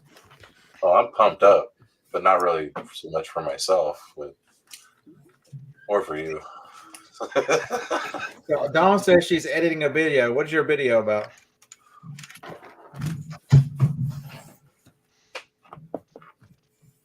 I need to make a video. I need to wear the camera tomorrow. Yeah. I have not made a video other than a live in a long time. Yep. Never know what's going to happen. First one of the year. Yeah, this is You got to. no. We ran into a couple yard sales a couple weeks ago. Those don't count though. They're not this is like the official. See, her and I have a problem. We have an auction that we have to bring stuff to every week, and so I need 60 items a week up there, and I've been struggling to get 40 up there. I've been selling, although I need to think the ladies of Tennessee, thank you ladies for coming out this past auction this last Thursday night, because I was selling big girl panties in four single packs, and they went 18, 20, 22, and like 16. I'm like, dang, that's good money. Good money for the big girl. Yeah, that's winning. Hey, he's back. I think my Todd, send him service some, bond went out. send him some refills and some erasers. Need some erasers? I got you covered. So that's why I have cleared. I said I'm working on clearing this area. I actually tested something over here. So that tomorrow, whatever I bring home tomorrow, it either goes to Van Massey, which is the big stack on this table here, or I list it tomorrow. One of the two. Whatever happened with the other van? What now? Whatever happened with the other van? It's still at the shop. They ain't never called me about it. They're still blocked in from wherever they stuck it. I'm kind of used to it not being in the driveway right this second. I need to go check on it, but maybe Monday or Tuesday. I forgot all about that. It's like it's been a while. Yeah, it's sitting over there in their lot. Wait a minute. That'd be cool if it got running again. You could do the Harlan thing, you know. Then you got the Van Massey van. Just load it up. That's what I got the trailer for. Well, whatever, you know. I just dragged the trailer up there. Trailer holds a lot more than that van. That van holds less than a Toyota. Yeah.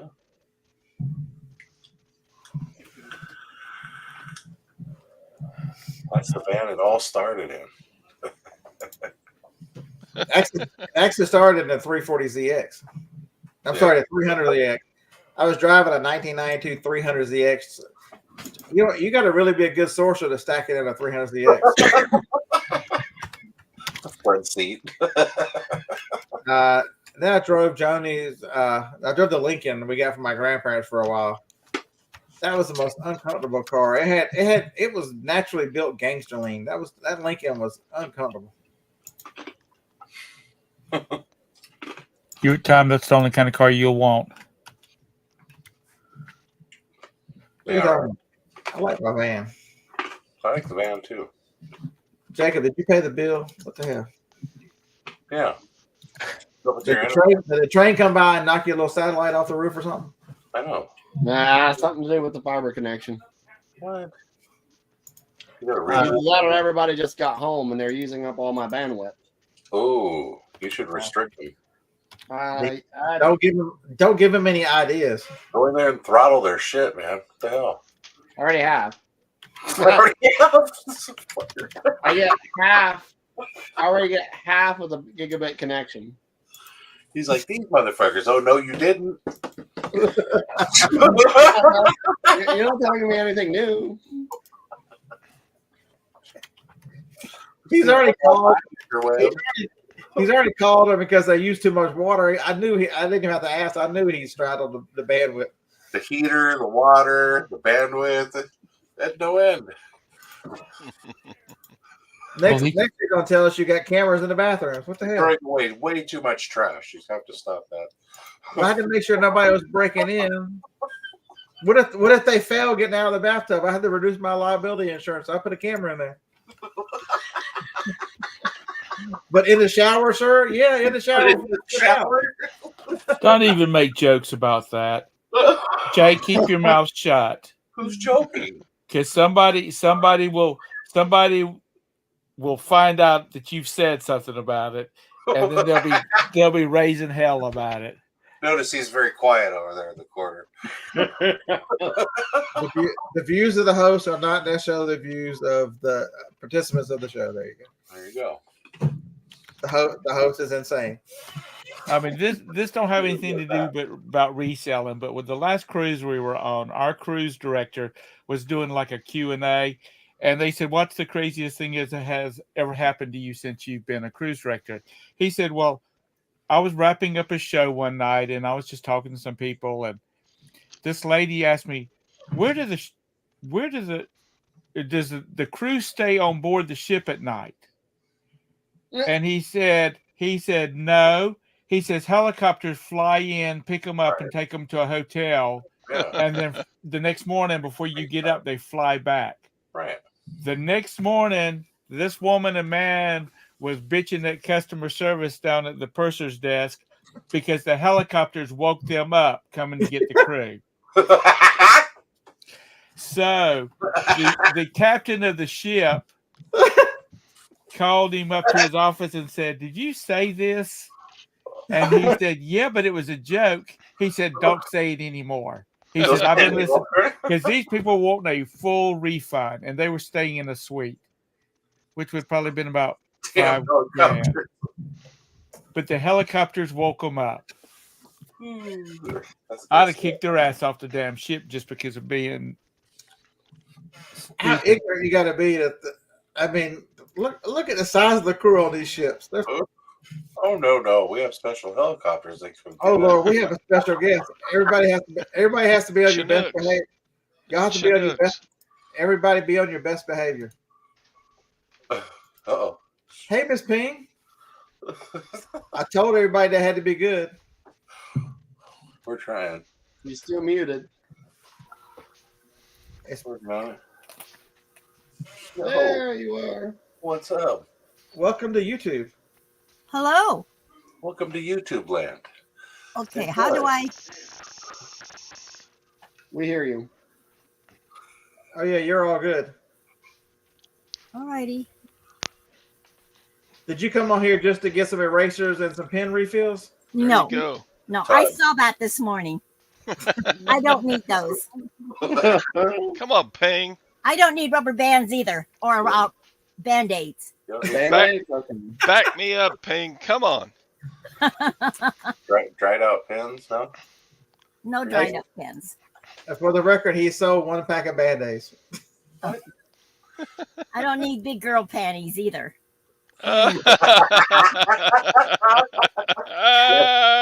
Yes, Dang, Scott. she busting y'all's chops. What about sticks? No. We've already. Willow sticks? No. You won't grow- Oh, not I here. can't grow anything. You can't grow that shit here, man. Come on. I used to ship a lot, California. She's in California. Yeah, where are you at in California? I'm in Anaheim. Oh God, you're not far. Yes, less than I've- 2 miles from Disneyland. Okay. I've shipped thousands Definitely of not these to growing willow California. trees over there. I don't think I've ever seen any willow trees. No. Mm-mm. We have a lot of those purple trees from they're originally from Australia. I don't know. I can't pronounce them. Jacaranda or something like that. Purple tree Yeah, they're- from Yes, they were Australia. brought over from Australia. I don't know how you pronounce the name. They're purple because of my ink. Jacaranda? Yes. We have lots of those. Okay. Apparently Google knew what it was when I said purple tree Australia. I think they're more like lavender than purple. They're the ones that like put out the little petals that get all over everywhere. Yes. Yes, boom. Yeah. Yeah, Those sound like Bradford pears. They stick Yeah. over everything. they're a cool looking tree, but yeah, what a fucking mess. Right. All over your tires, all over the road. This Mhm. place has Bradford pears all over the place. And during the spring, it looks like it snowed because of the petals everywhere. Mm. And I just lost that damn file.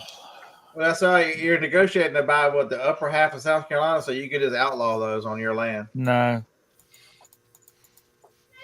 Well, Bradford pears are already illegal in a few states. Yeah.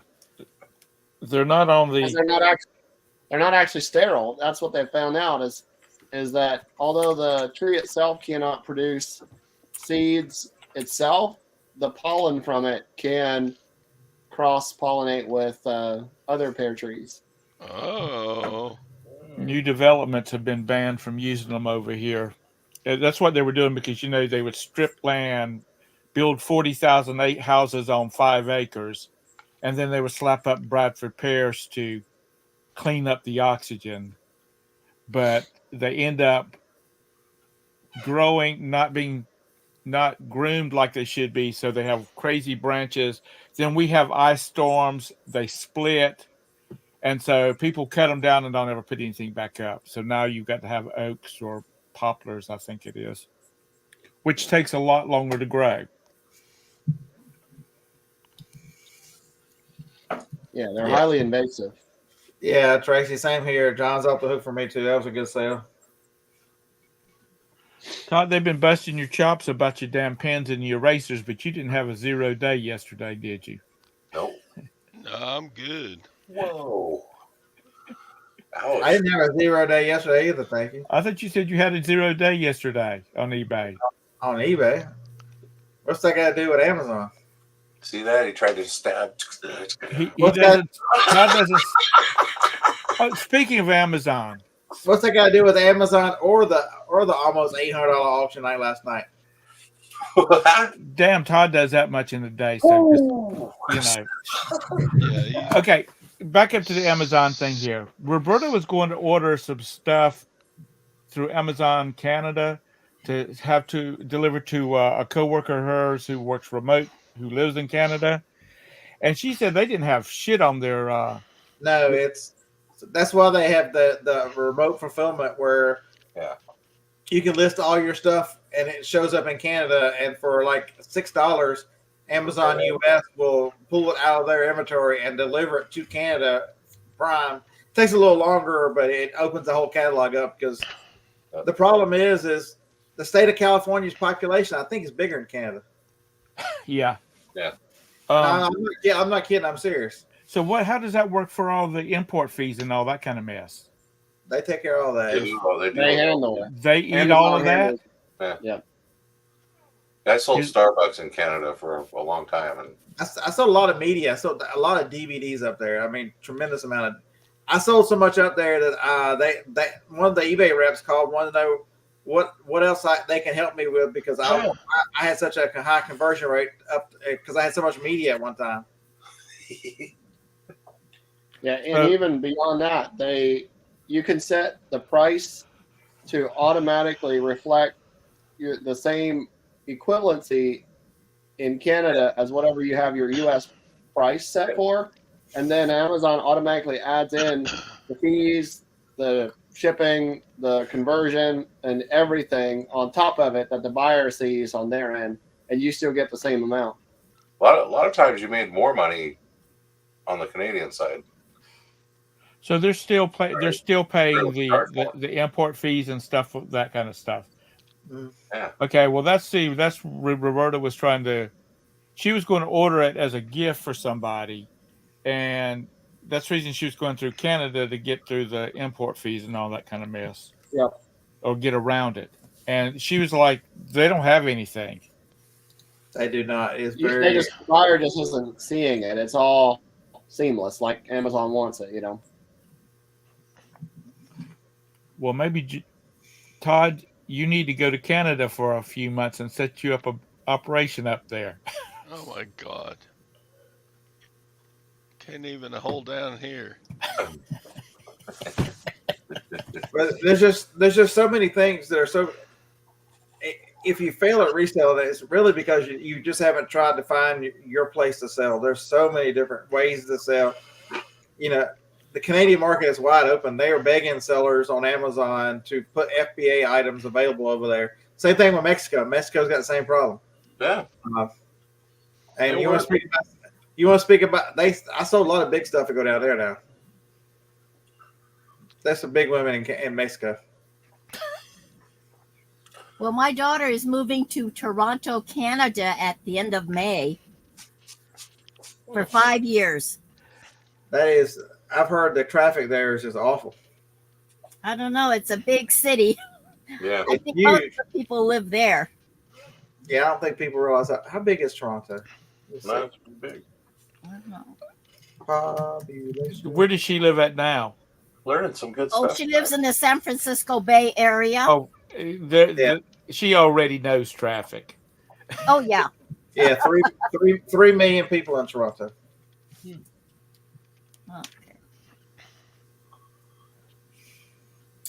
Yeah, I hated LA. Oh my God, too damn many people.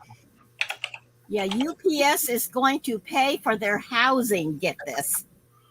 And they will pay for a lease of one vehicle. And they will pay for the kids' private school if they want to send them there. But she doesn't think they will do that. And this is for UPS. I can't believe they do all that. Tommy, you left before you should have. Tommy, That's you could be a Canadian right now. Tommy, come on. That's right. Yeah. That's the same population as Orange County. Hey, Oh, it No is. joke. Orange County is like what, 3-4 million? I have no idea. Here, look it up. Yeah, because one of the YouTubers I watch, they live. They haven't had a video in a while. As of 2021, 3.1 million. Oh, okay. See, it's like Orange County. Yeah. It's easy to forget. So Brick House, I've talked a lot about what as eBay has had their little bit of faltering and stuff. And for me, it's not that I haven't had sales; it's just been very inconsistent. Amazon has not been. They've been the problem I've had with slow sales on Amazon is because I haven't had stuff available. As I've been out 2 days sourcing each week for the last 3 weeks, and I've got it all listed, except for like 10 items. It's amazing. I've got items that I found in the store that were $3.39. I sold all 7 of them tonight at $53 each. It's absolutely insane. are you selling them FBA? Are you selling them? No, FBM. Is that the way you're going? They're right there. No, is that the way you're headed? Is Yeah, more- I'm trying to restrict myself to smaller items so that the shipping is so easy. So that as the other side over there is set up for, I'm shipping super fast. There's one item I got 25 over there. They weigh less than 4 ounces, and so the boxes they're just going in a 644. One thing of bubble wrap, and they're done. I mean, I'm shipping them. I'm the only seller. Oh, it's FBA? FBM. I'm the only seller. Oh. I'm going to get some FBA stuff in. Like tomorrow, I'm going to spend most of tomorrow afternoon sending in Hanes panties because I've held them so long. I'm the only seller now, and I'm tired of selling those. I've got cases at the building, 24 each, so I'm going to send in a case of each one of them, all 12 of them. Hell yeah. Is that the big girl pennies you've been selling? No, these are just the regular 4-packs of Hanes. Let me grab one. That's okay. We'll take your word for it. These are the ones he's been slacking on. Let's be real. They're called Hanes Ultimate. I've got sizes 5 through 9. So these are a 7. They're size large. I'm the only seller. What the hell? We ended up, I forget, 70 or 80 boxes of these when we bought that big buy. You haven't sent them in already? What the hell? Yeah, but there were so many people that were cutting the price down to $9. Okay, I get it. Now I'm getting $16.99. You waited it out. Now you're making the money. All right. I'm getting $16.99 each instead of 8 or 9. It happens. But there's so many ways. You just got to figure out what works best for you, what platform. There's a lady here that Harlan and I buy stuff from. She sells Macari. Her main platform is Macari. I mean, she does very well. I mean, if you're selling clothes and can't Poshmark, you're crazy nuts. Even if you don't want to share your closet, there's programs that'll do that for you. I want to see my closet. Yeah, no. And then there's the new kid on the block. And Amazon, I mean, if you can follow rules, Amazon, you'll be fine. You just got to learn. They've got a certain set of rules that you got to follow, and if you follow them, they leave you alone. Yep. Sometimes things happen. It's like any other platform, things happen, but for the most part, if you follow the rules, that and the metrics, you know what I mean? Keep the metrics where they want them. Mm-hmm. That keeps them happy, or that keeps triggers from happening.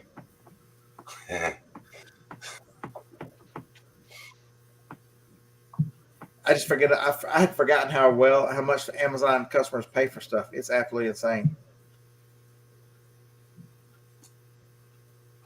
Yep.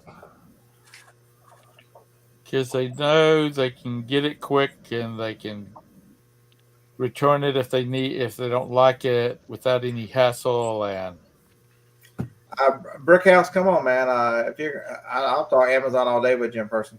I've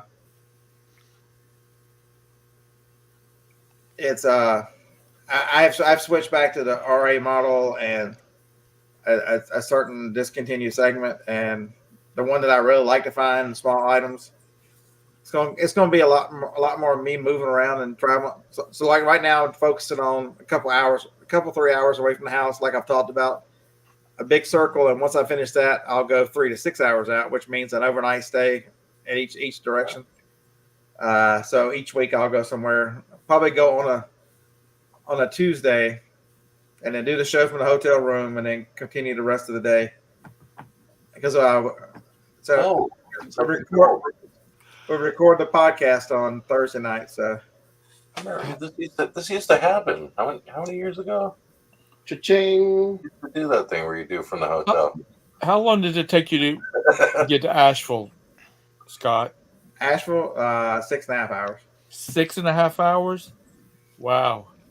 It don't look that far on the map. But I would not go that far because I'd cross where Jennifer is, so I would not go that way.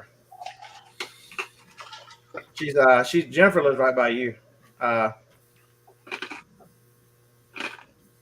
So and she's got 3 to 4 hours around her, so I would stay away from that area just because we help each other and buy the same stuff. So, but there's plenty to go north. Heck, I can go see Mary and Dawn, for God's sake, straight up to Michigan. I haven't seen any of my relatives up there in quite a while. My brother was up there. He was here last night or yesterday afternoon, and talking about he was out of something. He had to go up there before he went west to make sure he had enough supplies for his trip. Well, yeah, Dave. I wonder what he was buying. are you talking about weed? No, and No way. yeah. So my brother's got. I said it to John because John was talking about that El Camino would be a great sourcing vehicle or whatever. So this is what my brother ended up finishing. That's his van. So that's a 2019 4x4 Sprinter. Is that the same one he had before? Oh yeah, And he converted it. it's completely converted, including complete solar, air conditioning, that antenna on the back. He's got Starlink on it.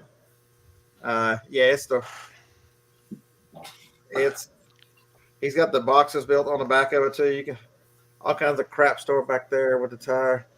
And then on top of it, he's a disabled veteran, so he's got a handicap tag. And I pulled up to the restaurant yesterday, and he's got that big monster in a handicap spot. Wonder it fit. It fits in a regular parking space, but it's huge because it's the biggest one Mercedes made. So is he just traveling now? What's he doing? Yeah, so his stepson turns 21 this week, so they're headed down there to get their taxes done in Montgomery. Her mom was diagnosed with cancer, so they're going to spend time with her and her son, and then once their taxes are finished, they're going out west, headed to Texas, and then because BLM land out west is a little different animal than it is out here. Yeah, so absolutely. they plan on just visiting all over up and down Oregon and everywhere else out there. Oh, that's cool. When I did my trip across to the West Coast, we did a lot. We would stay on the BLM lands to campsites. Hell yeah. Bureau of Land Management. Oh, okay. Yeah, so he cut the holes out on both sides to get those extensions out because he sleeps sideways. Plus, he put the one in the door because there were no windows in that van. He cut all those holes, including putting the air conditioner in the top. I was going to say that thing was just a solid. It was a panel van. It was a straight panel van when he started. Yeah, We got it. Yeah. So he didn't do the cabinets. He had somebody build the cabinets and put them in, and he had somebody wire the solar and electrical. But other than that, he did everything else. Well, it's surprising what you can do with a Sprinter version, you know? And the last thing he's put on it, he put that new front bumper on it, and he put it's got the retractable steps on it too. So when you open the doors, they come out from under the bottom, and because that thing is tall, you don't realize how tall it is. That thing is. I'm in my 4x4, right? Yeah, I'm in my truck, and it's another 8 feet taller than my truck. Yeah. 6 or 8 feet taller than my truck. Back in like circa 1975, people were buying vans and doing conversions on them. A friend of mine had a 1968 Ford panel van, and that thing was nice. But by the time his daddy got finished converting it, Yeah, it's got a full stand up shower. It's got a stove, microwave. It's got it's halfway between a queen and a full bed. Mattress that goes sideways. The air conditioner is 12 volts, so it runs on the solar. Did you make his where the bed goes up, or is it always stationary? Yeah, it's stationary, stays down. But it's high enough up where there's got a garage in the back, so all of he's got all kinds of stuff underneath it in the back. And that back door, each one of those, the tire and the thing both swing opens independently, so you can get in and out the back. He did a nice job with it. Really, really nice job. And the last thing, he's like, yeah, somebody made a mistake and they flipped the brights on me last night. And he said, and I hit those crazy LEDs he's got on it. He goes, that was some instant regret for that guy. I got the same ones on my van, the super beams. I like LEDs on Roberta's cars or whatever they are, because those things are nice and clear and bright, and my old eyes can see good at night. Yeah, I have the factory ones that they're the premium ones that came on my vehicle, and anybody that comes at me does not like it. Y'all don't understand. He flipped those on. Right. No, I get it. The two that are up high, those are they're four beams each on them. I forget what the crazy number is. How they're so bright you can't even look at it. You can just see stars everywhere. Why did he have them on there? He flipped them on when somebody flipped the brights at him. That's the only reason he has them. No, so if you're going like to find a camping place or something, if you're off road, you need to be able to see. You need them, right? Yes. You absolutely need them for that. Well, it doesn't hurt when you're driving through extreme rural America. I've never had that problem finding the Hilton. They don't make a BLM Hilton. Yeah, I don't camp. I used to. I don't anymore. Yeah, he's retired and he's wanted to do that for a long time. So he's been building that. He bought it in 19 brand new. So he's taken him. It's 100% complete now. It's taking him all this time. I mean, they've been using it for the last year and a half, but it's 100% complete now. The only thing he's gonna do now is he doesn't have enough battery lithium. So right, he's added. He's got 600 I think in it. And he's doubling it to 1,200 this week. He just needs to get him a portable biogas generator to sit on a trailer and tow it with him. He'll always have gas. Always have electricity. We used to camp all the time, and then I got out of it. My dad and mom, they started camping again. And my mom was talking about, it is not cheap. It used to be cheap to camp. But now camping sites are expensive. That's why they're going out west, because on BLM land you can stay in one spot for 21 days. It's not that, yeah. So,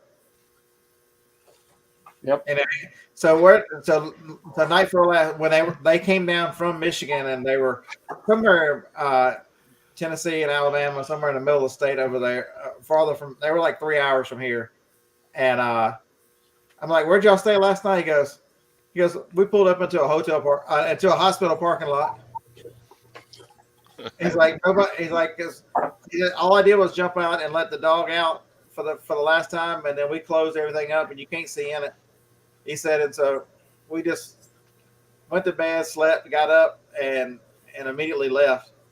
I mean, as long as you don't bother nobody knows you're in the. I mean. Did you say they can stay 21 days on BLM land, and then they have to move?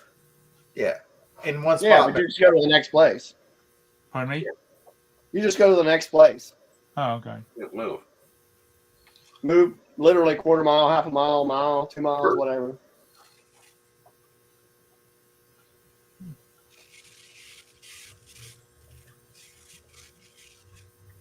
Yeah, Dawn said they're doing their rib cookout in July. It'll be hard to get there in July because first weekend in August is the 127, and I'm thinking about starting in Michigan and going down. You're gonna go crazy with the cheese whiz in here, right? I'm thinking about sourcing my way up there through Ohio and doing the retail arbitrage and then turn around and dropping down and doing yard sales all the way back. That's right. Murder it. There's a 127 meetup at the end of August. Are you going to it? Who is having that? The two old guys, I think. That describes this whole panel. Yeah. Which one of us? I don't know about this. Hold on. The two old guys. Two old guys. Yeah. I think they're doing it with someone else. Is that the two old guys that go around Johnny's channel? Caleb and Corey, I think. I don't know them.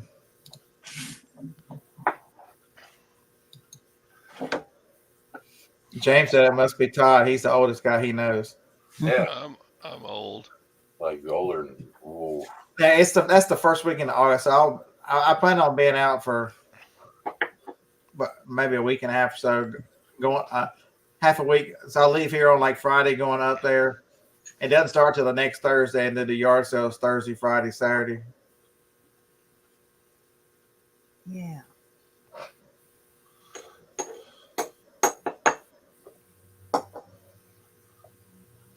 Picking the plateau is what they're calling it. Yeah, I think that's it. The reselling the locker room with the two old guys. Well,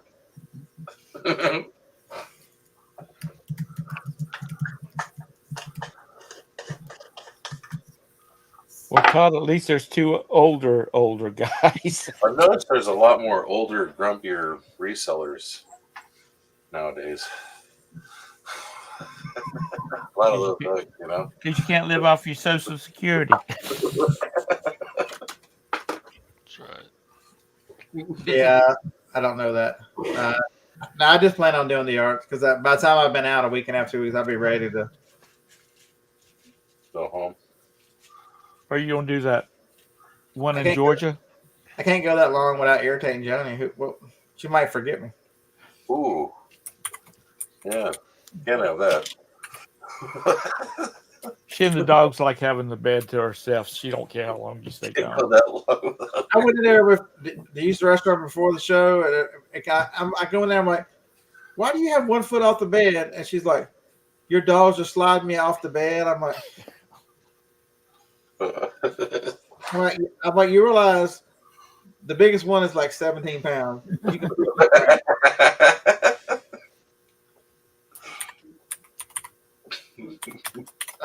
Jennifer says it's nice to see you, P.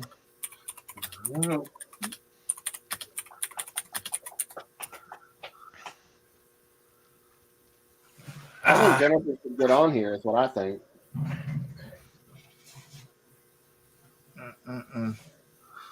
Yeah, we're nice. We only act like we're mean. We're not mean. Yeah, no. We're just mean to Todd because he's old. Mostly just crazy. And Todd will wake up in the morning and never remember any of this.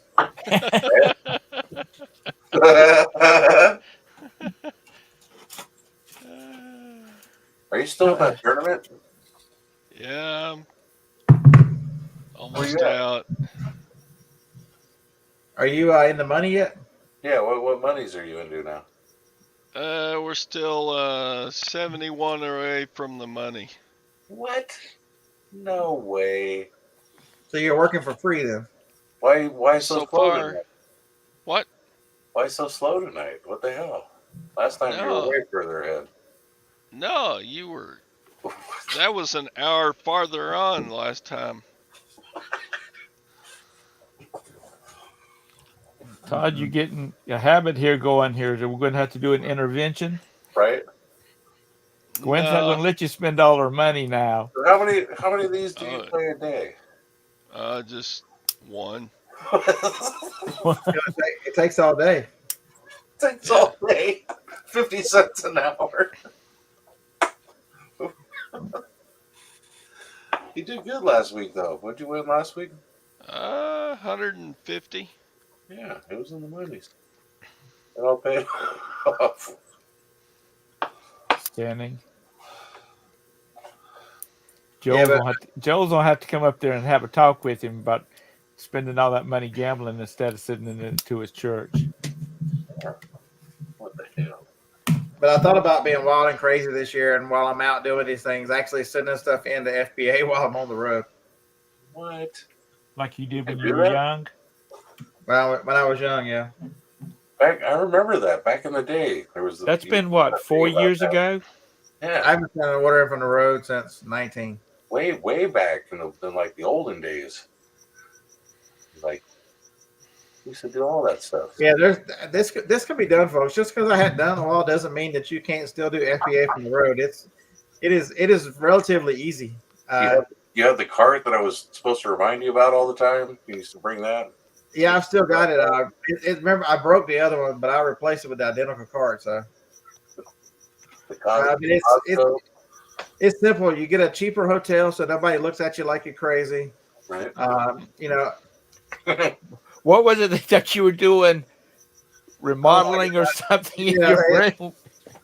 I was in what is it, Tennessee and Indiana? What's the name of that whatever that little town is right there? I can't think of the name of it. It's not Evansville, but it's Paducah, Kentucky. And they called me at 11:30 at night, and I never answered the phone in the hotel. And I picked it up, and they said, "Sir, we've had a complaint that you might be using power tools in the room." It was the damn tape gun. I was taping boxes together. It was a tape gun. They think you're using power tools. I'm like, nah, it's just tape. That's the only time anybody has ever said anything in all the years that I did that. But it's so simple. Basically, I kept a little rolling, the little briefcase thing. It was big enough to hold a Dymo, a laptop, and a few bags and label, and one of the small heaters, little heat guns. That's why I've got two. One was for the road, and one was here. And you just take the sticker off, put them in a box, and drop them off at UPS. It's so simple. I can't wait to see what your experience is now. It's 4 years later. You're 4 years older, to see if you find the same enjoyment as you did before. I know you like the hunt, but the doing all of the shipping and stuff on the road, how you feel about that? Last week I did it back to back 2 days, and I needed some couch time or recliner time with Phoebe the next day. Good waves. Crazy Jennifer calls me. She's like, "What are you doing?" I'm like, "I'm in the recliner. Me and Phoebe are taking a nap because we're tired for the last 2 days." She goes, "I'm glad it wasn't just me." I'm like 12 years older than you. You're supposed to have a lot more energy than me.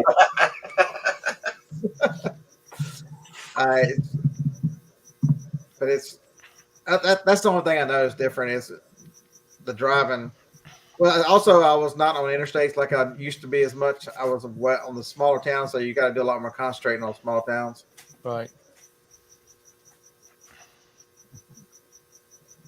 Tommy, you've been cut out of the wheel. I know you're sad. Somebody else is going to have to dig up your portion of the silver and gold fortune in his backyard. But it just shows you can do whatever you want to. There's no right, there's no wrong way. You're limited by your imagination. FBA, Amazon allows you to do whatever from wherever. This is true. Then there's nothing cooler than being on a long trip and have stuff checking in by the time you get home and already selling that you bought on that same trip. That's pretty. You didn't have to do anything. Yeah, that happened. Oh my God, the last one of the second to last trip out to Vegas when Kmart put all those bras on sale, and I rolled into Vegas with a van full of all that shit. Oh my God, I had to get a hotel suite I got one of the Hawthorne suites that has an extra like a living room. There's no telling what housekeeping thought about that place. I had stuff. I mean, the van was so full that you couldn't see out any windows because I had bought stuff. I deviated up through Colorado and back down. It was crazy. You used to go. You used to go to that big trade show out there. The Did you? AFC. Yeah. Did you actually ever buy anything? You may give you a hint. They three X's. Are you serious? Starts with an H, ends with an S. All that Maidenform and all that Hanes came from out there. Yeah. Well, actually, that came from Orlando. Remember the COVID year, ASD divided up into 3 cities? Right. Orlando, we went to the Orlando one. But it was still ASD. It was just right. There's opportunity all over. Yeah, I bought quite a bit of can you that I was about to say, can you see the box on the top shelf? But that shelf's way over there now. I bought a lot of stuff that I still get. But there's a couple of big toy distributors. I bought quite a few toys from those guys. I still get emails from them. Name brand toys, not Dollar Tree toys, right? No, clear out. Closeout toys, yeah.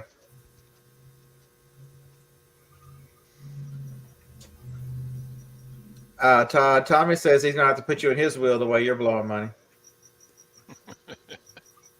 You gotta realize that the old man is collecting Social Security, a retirement check, and reselling better than half the people on YouTube. Yeah. I don't think he's got to worry about Todd. Plus, he's got that old well in his backyard. When he needs a little extra money, he just goes out there and turns it on and runs off another bucket or two. I'm living off my wife's dowry. It's awesome. And this is all coming from Scrooge McDuck here.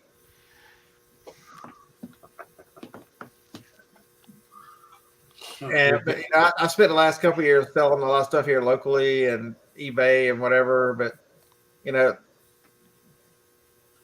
there's Tommy says he's changed his business 3 or 4 times. I've switched gears, 2, 3, 4 times. It's just. What's your favorite? What's your favorite market? Let's put it that way. I love doing Amazon RA. I just love the chase. It's just faster moving. Yeah, and that's something. The flip of the item, the turn of the items is hard for people to understand. There are a lot of people that just sell eBay, and there's nothing wrong with that. But until you've experienced how fast things sell on Amazon, Tom, you've sent in bike parts. How fast did that shit sell? They sold out fast. I mean, like within a week they were gone, and I'm talking about $75 bike seats. Try minutes. Wait till you list something and it's minutes. I listed 7 items tonight. They were $3.39. I listed them for $53 each. They lasted like 97 minutes. They were gone. All 5 units, yeah, hour and a half. All 7 units gone. It's insane. When it's something that's like high demand, that's out, you can't find it. Like like when we were doing the Clorox, the tablets, the pool tablets. That shit was insane. You'd list it and it would be gone. You'd have 20, 30, 40 units. The craziest one ever was when we were selling masks. Well, masks. You can stop at one Lowe's or one Home Depot, list all your and they would be sold before you can get to the next store. It was that was the most. If you've ever come across a #1 selling product too, like I stumbled onto a couple, and you'd buy them, you'd have 40 units, you'd put them up, and within like an hour and a half, all 40 units would be just gone, fucking sold. Yeah. They sell so fast, you turn your phone's notification off. Yeah. Holy shit! It's hard to explain to people that Amazon is 20, 30, 40, 50 times more customer base. Like, that'll never happen on Man, it's until you experience it. And even if you're just doing FBM, you're going, man, this is really good. But once you send it FBA, Was it you? Was it you that Scott that said that you were standing in line at a Walmart to check out, and you listed them before you paid for them. listed a couple of things and sold them before you got them paid for? Was that you? I've had all kinds of stuff. I've walked around in a basket at Walmart and it's sold.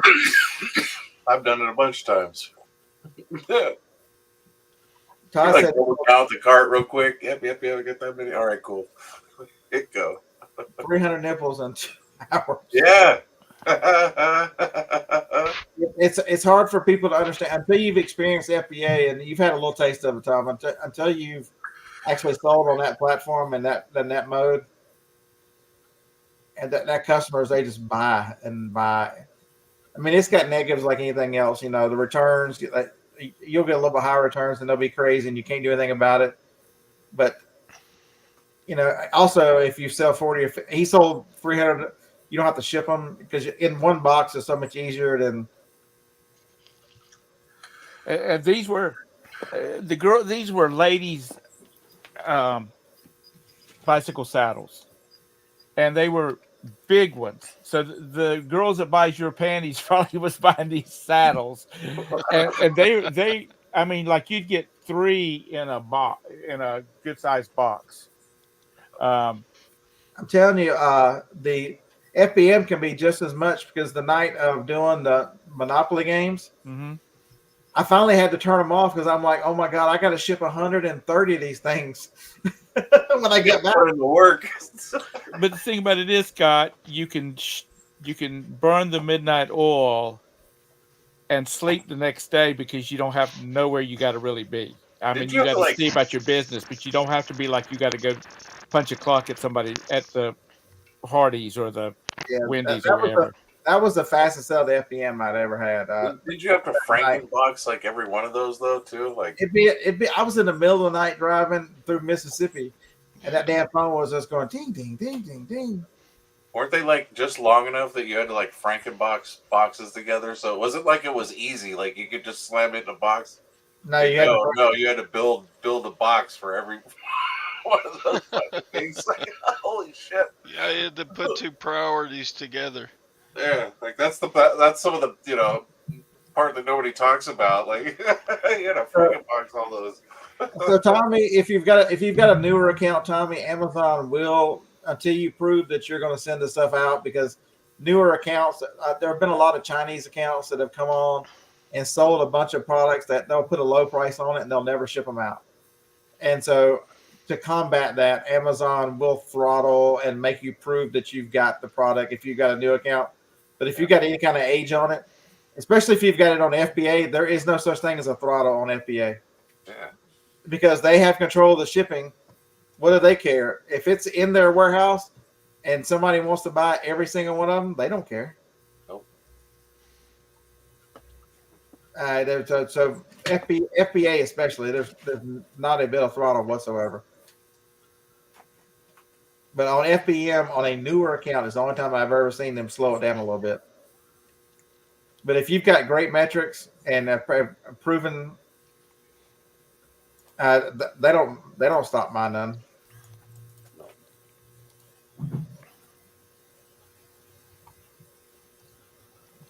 But it's when you're doing the Amazon thing, it's close to being like a job because you've got so many rules that you got to follow. And then once you get that beast going, you got to keep feeding it. So it becomes the difference with eBay and Amazon is it's easier to build Amazon into a business where you can have employees and do these other things, because if you've got the supply, you can sell a lot more faster. So, you got a much more stable demand, and you've got information based on rank about how much these things you're going to sell. You've got your advertising. If it slows down a little bit and you want to throw a little bit of advertising to encourage sales, you have the ability to advertise on that item specifically based on the keywords you choose, not some randomness that is eBay's promoted listings and all these other things. You can target keywords. You have more pinpoint control over your sales on Amazon than you do on eBay. That's a huge difference. It works.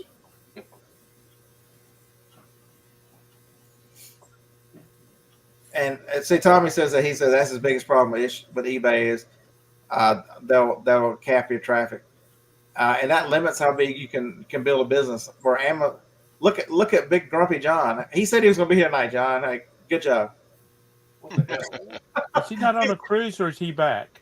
I don't know where he's at. But John has built it into $5-6 million, and he's almost 100% FBA. Everything goes through warehouses. He ships in by the container. So there's no caps on that whatsoever. It's just he built that business through learning how to build his own listings, learn how to make his own bundles, and then learn how to use the pay-per-click advertising to drive traffic. And then once he started driving traffic, he did a lot of analysis to understand which designs and things sold better. And he found suppliers and more that could accommodate the amounts of stuff he needed and give him the control over the design process. John's a smart guy with Amazon. Really, you let him tell you he just fought off people with pop rocks from Dollar Tree. That's the beginning as he was learning and trying so many things. He spent a lot of time learning on Amazon. Yeah, there's 100 different ways to make money on Amazon. Jesus. It just takes effort. Yeah, like where do you want to put your energy and effort into? What do you want to do? You want to do private label? You want to create a bundle? What do you want to do? Private labeling kind of died out, didn't it? No, because I don't hear everybody was doing videos about private labeling, and you don't see videos on it anymore. Still do it to this day. You can go look at a certain product and try and create your own better widget, and the guy who lives around the corner over by Harlan still goes all over the country teaching this stuff, all over the world. He's been to Australia and to Europe every year. Huh. Well, bundles too. I mean, if you're smart and you figure out how to create a bundle where you're using 2-3 different suppliers to make that happen, and it's hard to figure out. You know what I mean? Like, Todd, you need to do some erasers and refill bundles. That's right. there you go. Y'all laugh, but I made one sale and it's all paid for. Wait. How many racers are we talking here? Oh, he's 200.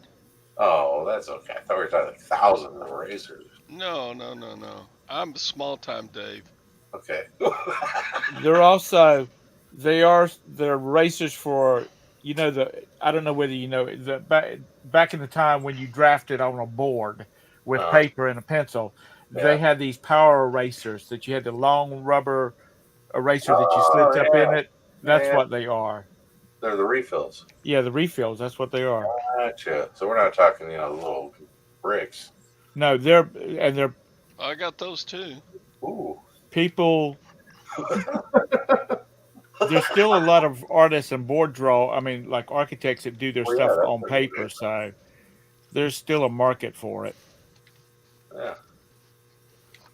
Because that's what I used to do. I used to draw for a land surveying engineering company. We found money in erasers. He's erasing money. Well, Todd finds all kinds of crap and he sells it, makes big money off of it. Yeah. Oh yeah, these are $10 a piece. It's all about the buy, right? What's wrong with me selling $10 a piece on refills? Come on, give it up. Not a damn thing wrong with it. I was telling you this morning, go for it. We got a nickel in each one of those? Maybe. I paid $10 for the whole close, box. Huh? Everything I see that you buy, Todd, for the most part, I would have bought too. I think you buy smart. Hell yeah. All of that $25,000 worth of bike crap that I've sold I have about 5 cents in everything in each. I took the total purchase of the auction and divided it by the number of things that I actually could sell, and it was Nickel. 5 cents a piece for them. Nickel. That's winning. Hell yeah. And I love that. It was a bike shop that was going out of business, Could sell for $1 and you're killing it. and I sold. And I bought a bunch of stuff at the auction. Of course, Scott, Bridget said, "You didn't buy enough. You should have bought more." And I'm like, I spent $700, and I'm kind of, I was kind of stressing about that because that's the biggest purchase I've ever made at one time. Spent 700 and you made 25,000 so far, and you're worried about it? Well, I was at the time, Todrick. What the hell? I know. I was at the time. Now I'm not so much, and I'd like to find another one. Hell, that one was 45 minutes away from me. I'd drive to damn Scott's city for another deal like that. Hell yeah, you would. Get in the van and go. I mean, that's not fucking around. no. Don't tell me you're I'll stab all your tires and steal all your inventory. No. I would drive down there. I mean, I would fly down there and have it shipped back to Charlotte. Just ship it straight to the warehouse. That'd be like a ninja. Fly down there and patch it all up. Send it all in. But I'm serious. I wish I had have bought more. But, it was a learning experience. Buying You had something, the opportunity to buy more of that, and you didn't? Yeah, it was a learning experience, Todd. Oh, you're a punk. Yeah, I am. Ooh, he called you out. Well, That's Beard all right. would have I bought have all that. Pardon me? Beard would have bought all that. Hell yeah, he would have. Well, some of it was like electric bikes. I would have loved because they were selling for like God. These electric bikes were normally like $2,500, and they were going for like $350. Still in the boxes, never had been opened up. The problem is and I would have liked to buy them, but I know nothing about electric bikes. You got to be careful with those because the prices come way down on those. Yeah. The company called Electric Bikes they've got one that's like $700 or $800. It's really, really nice. They've come way down. There's a damn cricket in here. I know. I was gonna say, who has a cricket in their house? It was me, actually. Damn, that's loud over there. Is Always that you, loud. Dave? Sounds like it's like behind me. I thought it was Ping. I do have a cricket in here. Wait, maybe it Must is not me. be Beard. Hold on. Must be Let me mute myself. Ping. Yes. You want me to mute to show you? It's me. Here it goes. Yeah. Yeah. I called it. It's all right. It's not too bad, Ping. Dude, that thing sounds like it's right behind me. I thought it was here. I'm looking around thinking, Over here. Well, I bought some lights from Amazon that you plug into the wall. It's a blue light. It's supposed to emit some sound that kills these little guys. And I don't think it's working. No. Oh. That's the sound that's supposed to kill guys? he's laughing at you right now. That's what he's doing, Ping. No, I love Ping. She's a baby doll. That cricket is laughing at her. Yeah, he is. But when I shut the lights and leave this room, the cricket stops. Mocking you. I think you need one of those little sticky things that he's going to get caught on. That's what he's going to get. That's crazy how it sounds like it's right here. And, Right? It's like all right, everybody in the chat, y'all had to think y'all were looking around for a cricket too, right? right? Right? There had to be at least one person in the chat that was looking around for a cricket. I was like, this motherfucker is loud. And the way the sound was bouncing off the wall, I was thinking he was over there somewhere. Yeah, or behind me for sure. Well, I knew it wasn't here because You don't have crickets there? because my 3 cats would have been all over the damn place looking for it. Can't say he thought it was the weed again. Oh, Well, that might have enhanced it. Speaking of that, I forgot I packed one.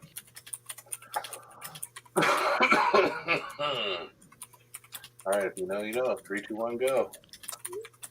Mm-hmm. The crickets made you do it. But the one thing that I've been out and back chasing stuff again is the one thing. Hey, Mark, what's up, man? The one thing that I have a lot of good ideas and a lot of good theories, and I forget them over time. Don't take out the part that you love about this business. You got to what you do best and what you love about it. You've got to figure out how to make more of that and less of everything else. I love the chase. I've really missed the yard sales, so I'm starting to look forward to that starting back up.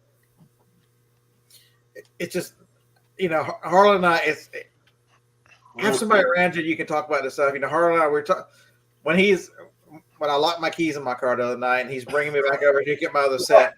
That's another story. Wing night, Tuesday night, if y'all don't know, I locked my keys in the truck. You got that drunk? No, I had one beer. What the hell? And I locked a minute before the beer, so that wasn't it. So, we're talking about, really got a couple weeks before this stuff really starts back up, and you got a couple weeks left to really set your systems in place to be more efficient for this year. That's why I'm working on getting some of this stuff out of here. Even though some of it needed to be listed, I need the organization way more than I needed this stuff here to be listed. And so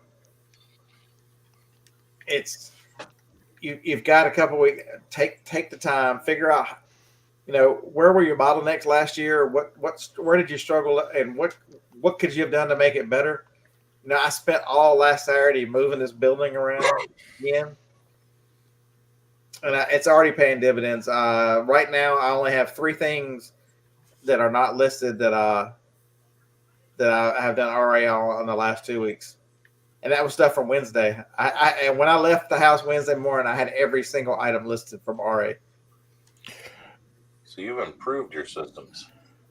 I have, and some of it was as simple as that big light box is too big, and I've always got big stuff in it. So I ordered a small one. You can see that's the back of it, because I'm selling smaller items. So I've got that little 12-inch one that just you can move it anywhere, and it just flattens right out. Look at that. That's cute.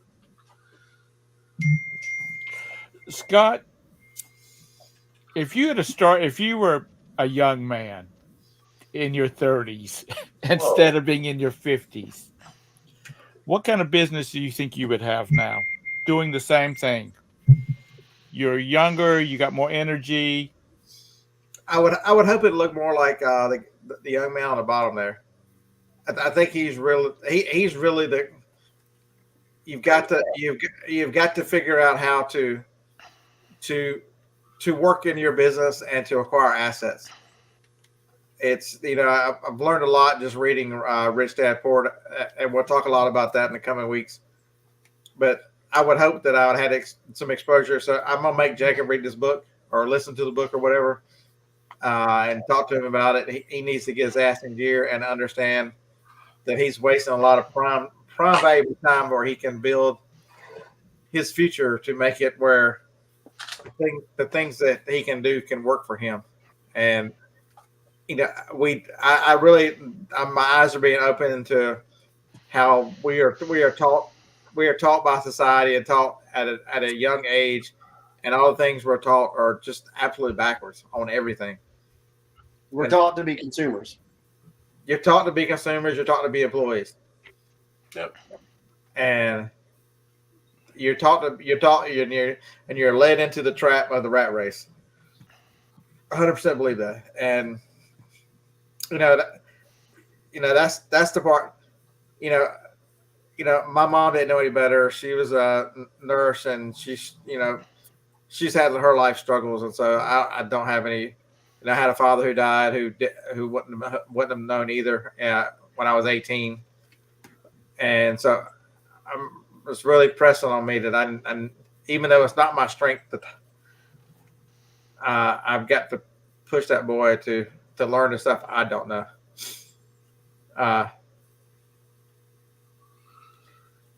Donna, we're all different. We all struggle with different things. I wish I could get mine to jump in. That generation is something else. My son's 20 and I can't get him interested at all. I wish he would be interested in reselling. Yeah.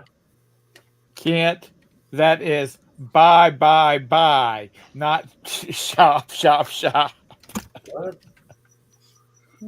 But that's the one thing I would change. I would build this, seeing what Tekken Sports has done and how he's taken the sheer hard work and invested it into other assets and other money making assets and building up a business by working in your business.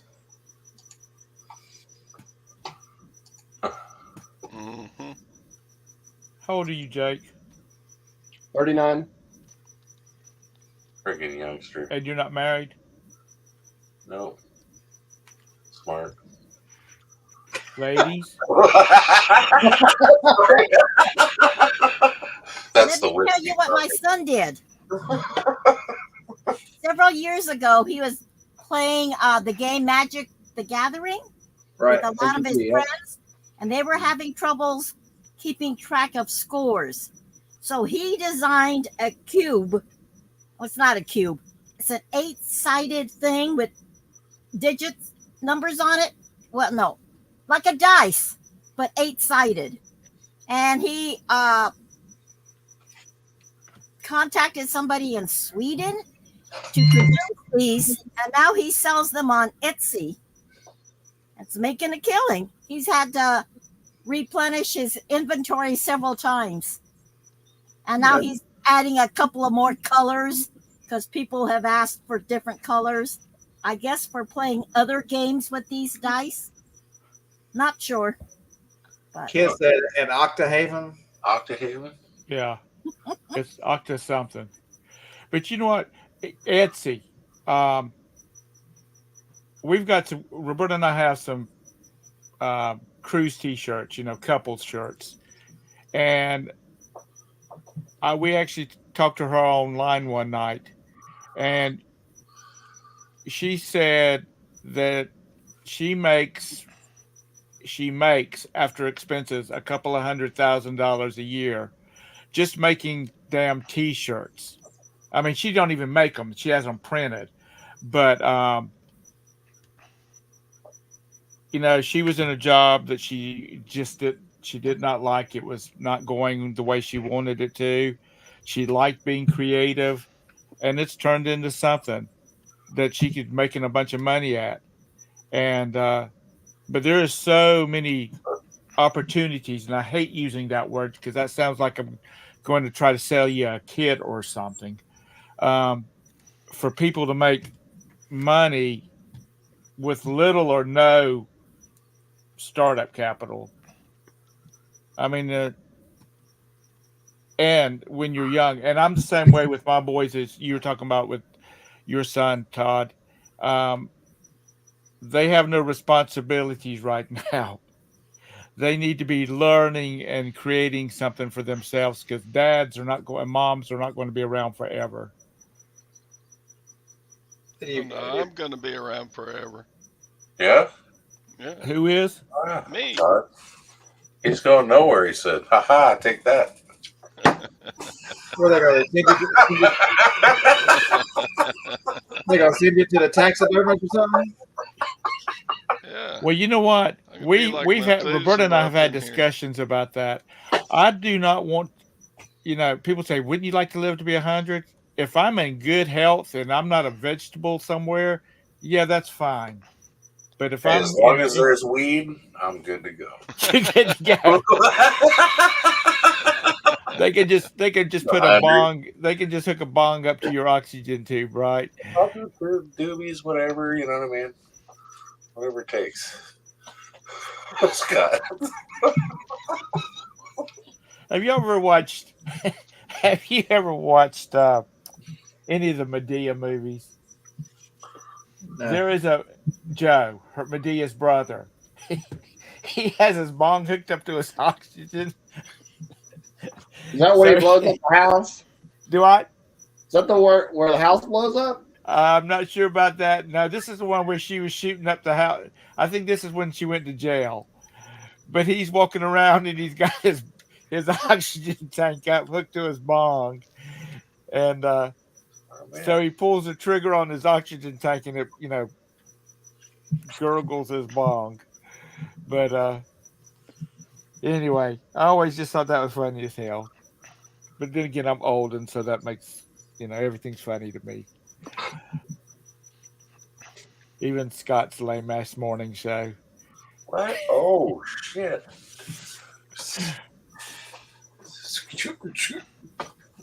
I had to remind y'all that y'all's was so bad. I had to remind y'all what time it was so y'all could get off the air. No, I have to get off at around 10. I can't let it. I can't be on there all day. What?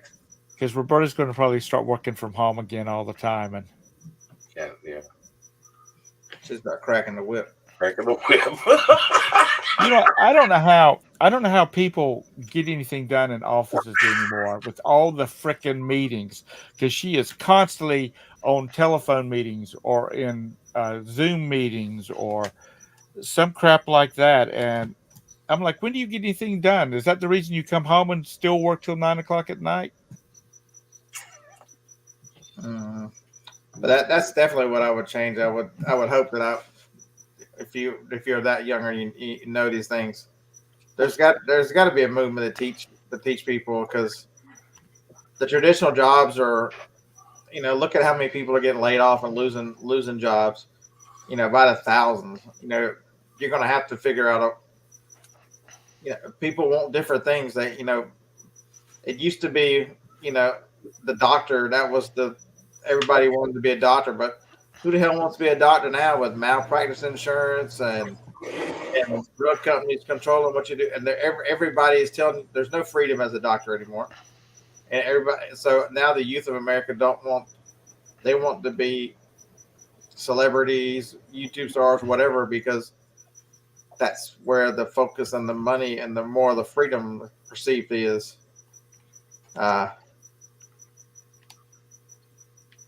Yes, Donna, that's a blessing that your son has watched you work through. Mine has not. I worked in restaurants most of his life, so missed a lot of the early years. It was awful. Yeah, at least I can never go back.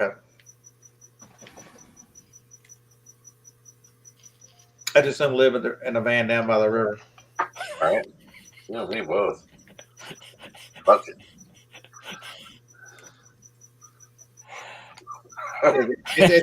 It's amazing that with the ages, how everything changes, your perspective changes. Like now, just looking forward to 7 more car payments, and we're car payment free again. We've been car payment free before, and it's going to have to take an act of God to get me back to another one. Well, you know what I tell my boys is, if you don't got a car payment and all you got to worry about your insurance, you're in good shape. Yeah, because if nothing else, you can, if times are so bad you can't do the car insurance, you pull the tag off and you take it to the damn DMV and you call it a day. That damn bank's going to be wanting their money, whether you have a job or not. If the economy's gone to pot, they're going to want their money. So being debt free is the only way to do it. Yeah. But that's just my opinion.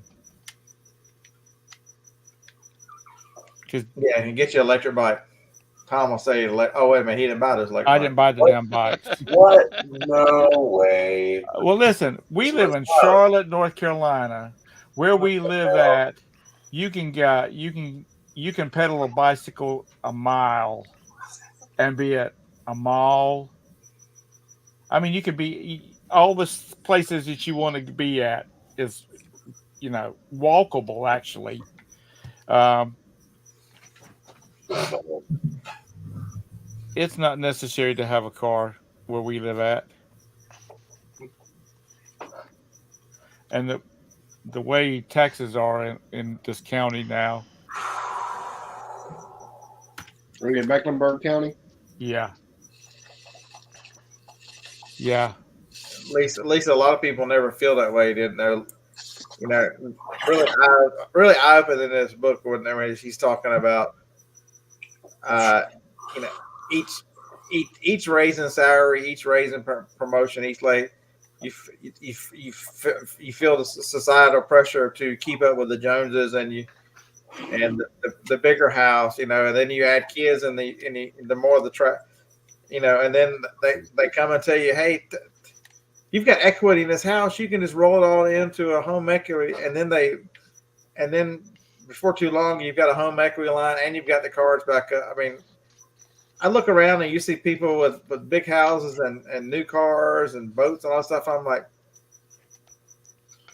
what in the hell are they thinking? Just all because of the Joneses, man. Yep. Fucking Joneses. I remind myself not to get into some of those situations because I'm pretty sure I'd make a really terrible employee at this point after 10 years. Oh yeah. Horrible. I mean, I do well at if I'm the boss or if I have some control or and I do manage properties for others, but I'm not an employee. I'm a contractor. So I set my own schedule. I do it my way, and if they don't like it, if it's not good enough, unless it's something I can learn, bye-bye. Eat it, you. All right, Mark. Where everybody's trying to keep up with you. Mark's But last name people have got. I mean, there's a lot of things that people cannot be automated. But just think about how much stuff is now done by machines. Like if you go into an automobile manufacturing facility, everything used to be, every bolt that was tightened was done by a person. And now, most of it's done by machines. Don't fear automation, man. It's all right. No, it's fine. I mean, I don't fear it. I'm just saying people have always got to be on the. So was that more erasers? Supposed to make your life better. Yeah. Star Wars toy. What happened? Todd had a sale on eBay. Hold on, let me go kill this fucking cricket, man. Jesus.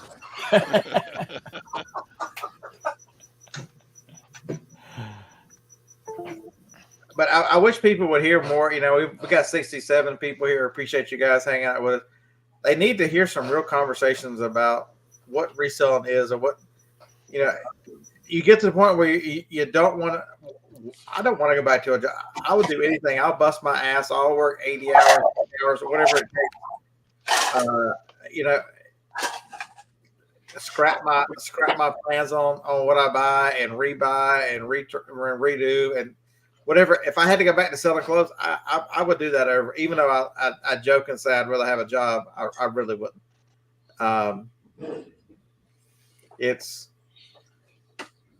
You got to make up your mind that at all costs you will. There's no excuses. It's not eBay's fault. eBay's changing with the times like everything else changes. I promise you, whatever the changes are now, these platforms, they're not going to look the same this time next year because they didn't look this like they are this time last year. Nope. And if you don't have the ability to do your research, to understand and to keep up and to try things different and to continue evolving, it boggles the mind that you can look and go, man, Sears should have seen it coming. Woolworths should have seen it coming. All these stores they're no longer with us. Look, JCPenney has been brought down to the core. Some of these huge brands from the 80s and 90s, Kmart is completely gone, except for some god awful reason they dominate Australia. It's and people can look at it and see how they decayed and how they didn't change and how they did all these things. And when they look at their own business and they're trying, it's everybody else's fault but mine. I can't believe everything is changing, and they have the same mindset, but they can't see it in themselves. But it's okay not to want to do this full time. Oh, there's absolutely, but don't tell me you're gonna do it full time and don't fight for it. Yeah. Right. If some people like their job and they only resell to make extra money to pay for that trip to Disney or wherever. And that's okay. That's absolutely okay. 100%. Yep. I mean, and you don't have to build this to be the giant business that some like Grumpy John has made or Tekken Sports or something. If you design it in your own job to take advantage of the freedoms you have, that's fine too. If it satisfies your financial needs and you can continue to do what you need to do, there's nothing wrong with that either. Everybody can be completely different needs and wants and desires, but you got to fight. For whatever you want, it's not going to be given to you. Yeah, you still got to do the work. I mean, look at Todd. Todd's got more money than all of us put together. And he's still out here beating the daggum bushes, sweet talking to old ladies down at the church, on Thursdays. What's going on? Aren't you on the board of directors at Duke Energy? What the hell? Who? You. Shh. No, I loathe those people. What? Oh my. Okay. We have what's called net metering in North Carolina. Net metering? If I hook up solar panels to my house, Yeah. or a hydro plant, whatever, if I had a creek running through my yard, Yeah. of course, it's hooked up. You're hooked up to the grid, and your panels are hooked up to your house. Uh-huh. If you don't use as much electricity as you produce, it turns your meter backwards, so to speak. You win. So you might not. It's okay. You still got to have your minimum bill is going to be $35 because you're tied into the grid. Okay, don't matter how much you produce, it's going to be $35. Now, you don't get. What you do is you get credit for every many kilowatts. At the end of a year, from the time you go into the system, if you haven't used all your kilowatts that you've built up in your bank, then you lose them. You don't get paid for them. What? And these bastards keep wanting rate increases because they don't, they've got to build more power plants and all this kind of stuff. So I just think the system is screwy. Of course, it's the power companies that's going to manipulate it, but I just loathe those people. Is $35 your actual minimum bill, or is that just like a number, or are you just if you run like if you produce right here, for example, the reason I'm asking is if you produce my minimum bill here is $9.85 for what? for electricity. Minimum bill with no usage is $9.87 or some just under $10. No way. Ours, you don't even want to know what it is here. If you turned off everything in your house, so you were using no power, like you were going to be gone for a month, you would have a zero power bill. No. But if you have solar panels hooked to it, it's going to cost you a minimum of $35 because you're still tied into the grid and you're using the grid, even though it's power going out and not coming in. That's the way they think. Here, if I use none, but I'm hooked up, it's just under $10. it's not a zero bill. It's never a zero bill if I'm Right. hooked up. I mean, I don't have solar or anything. I just a regular customer. Here, my minimum bill is under Are you $10. never at But you're home? saying that the difference is the minimum bill is more if you have solar in North Carolina. Yeah, because you could be exporting power into the I grid. got you. Mm-hmm. I got you. Virginia has net metering too, but it doesn't change your minimum bill. Your minimum bill is still the same. No, this one they do because they feel like you're paying to be on the grid. What do they do in Alabama? I don't know. The screwy part here, though, Tom, You've is been- that if You've been here. How many solar panels did you see on my roof? I'm just saying, just throwing it out, spitballing here. if you produce too much electricity and you go over, if you go 2 years in a row or two 12-month periods in a row, and you don't use as much as you've produced, they bump you to a wholesale provider. So you do not want to ever do 2 years in a row where you produce more than you use. So they just steal it from you. Well, no. What happens is then you get permanently bumped to where when your meter turns backwards at a wholesale rate, but you have to pay retail on the forward side, like when you're using it. Just like a power distributor would. They're buying it from you at wholesale instead of So net you need to metering produce it. way more for it to Oh, offset. yeah, it's like 10 to 1. Yeah, it's like 10. Yeah. See how they Because then they consider you a commercial producer. Damn it. Yeah, y'all have lost me on all this. What happened? Where'd you go? What, huh? No, the whole alternative electrical generation. It pisses you off. I know. No, I'm really interested into it. Solar, not necessarily solar panels, but like the small hydro plants that you can buy. Wind foil. Yeah, we don't have the winds except during hurricane and thunderstorm season. We don't have the winds here for that.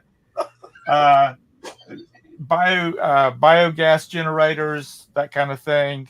And I don't understand why Scott, you're from the north part of North Carolina, where all the hog farms are.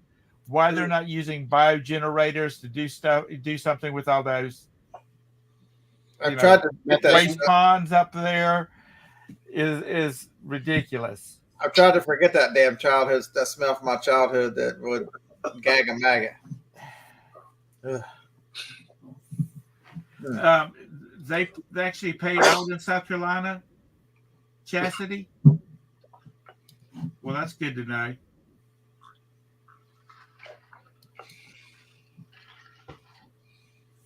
Yeah, and the thing about the solar thing is every state is different. Every state has different rules, different regulations. And then even within that state, sometimes there are differences between your power provider. Like we have AEP in this area, but then we also have some smaller providers. And every one of those is different as long as they meet the state regulation. Well, see, we have Duke Power is the big one in North Carolina, and it bleeds over into South Carolina. And down in South Carolina, the main one is Santee Co-op. But we also have lots of co-ops, like York Co-op, Cherokee Co-op. And that's a separate entity from them, and they have their own things, a way of doing things. But it's it just grinds my gears to use a phrase.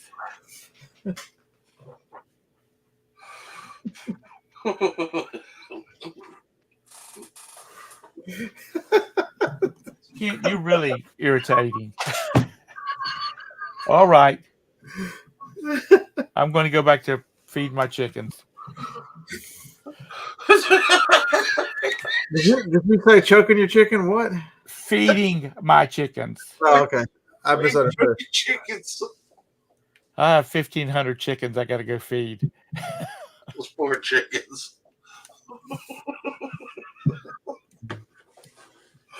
Thrift Daddy, they start tomorrow. We have 4 or 5 tomorrow. It's only going to be 49 tonight, or 48 or 49, so it's not going to be terrible. 60, mid 60s tomorrow. So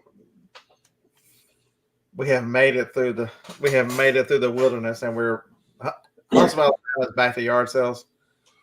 Last year we started out really, really solid. The first couple months were the best of the year. So looking forward to as long as Tracy doesn't get all my good shit tomorrow, Tracy. Don't do it, man. I told him they were canceled, but he doesn't believe me. Right? You don't listen, though. Yeah, but we've got one small neighborhood and like 4 or 5 others. So the farm report is on. Holy hell. Yeah. But he's going to do his best. Remember, you're not buying anything that doesn't go for over $100, Tracy.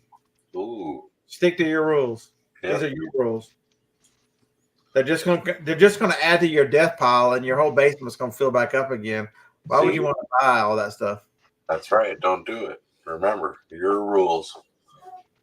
You say. See, I do listen. All right. Unless anybody's got anything else, I'm not gonna be mean and just right in the middle of a sentence going to hit a button or anything like that. I'll find out how many last right here. and that kind of stuff.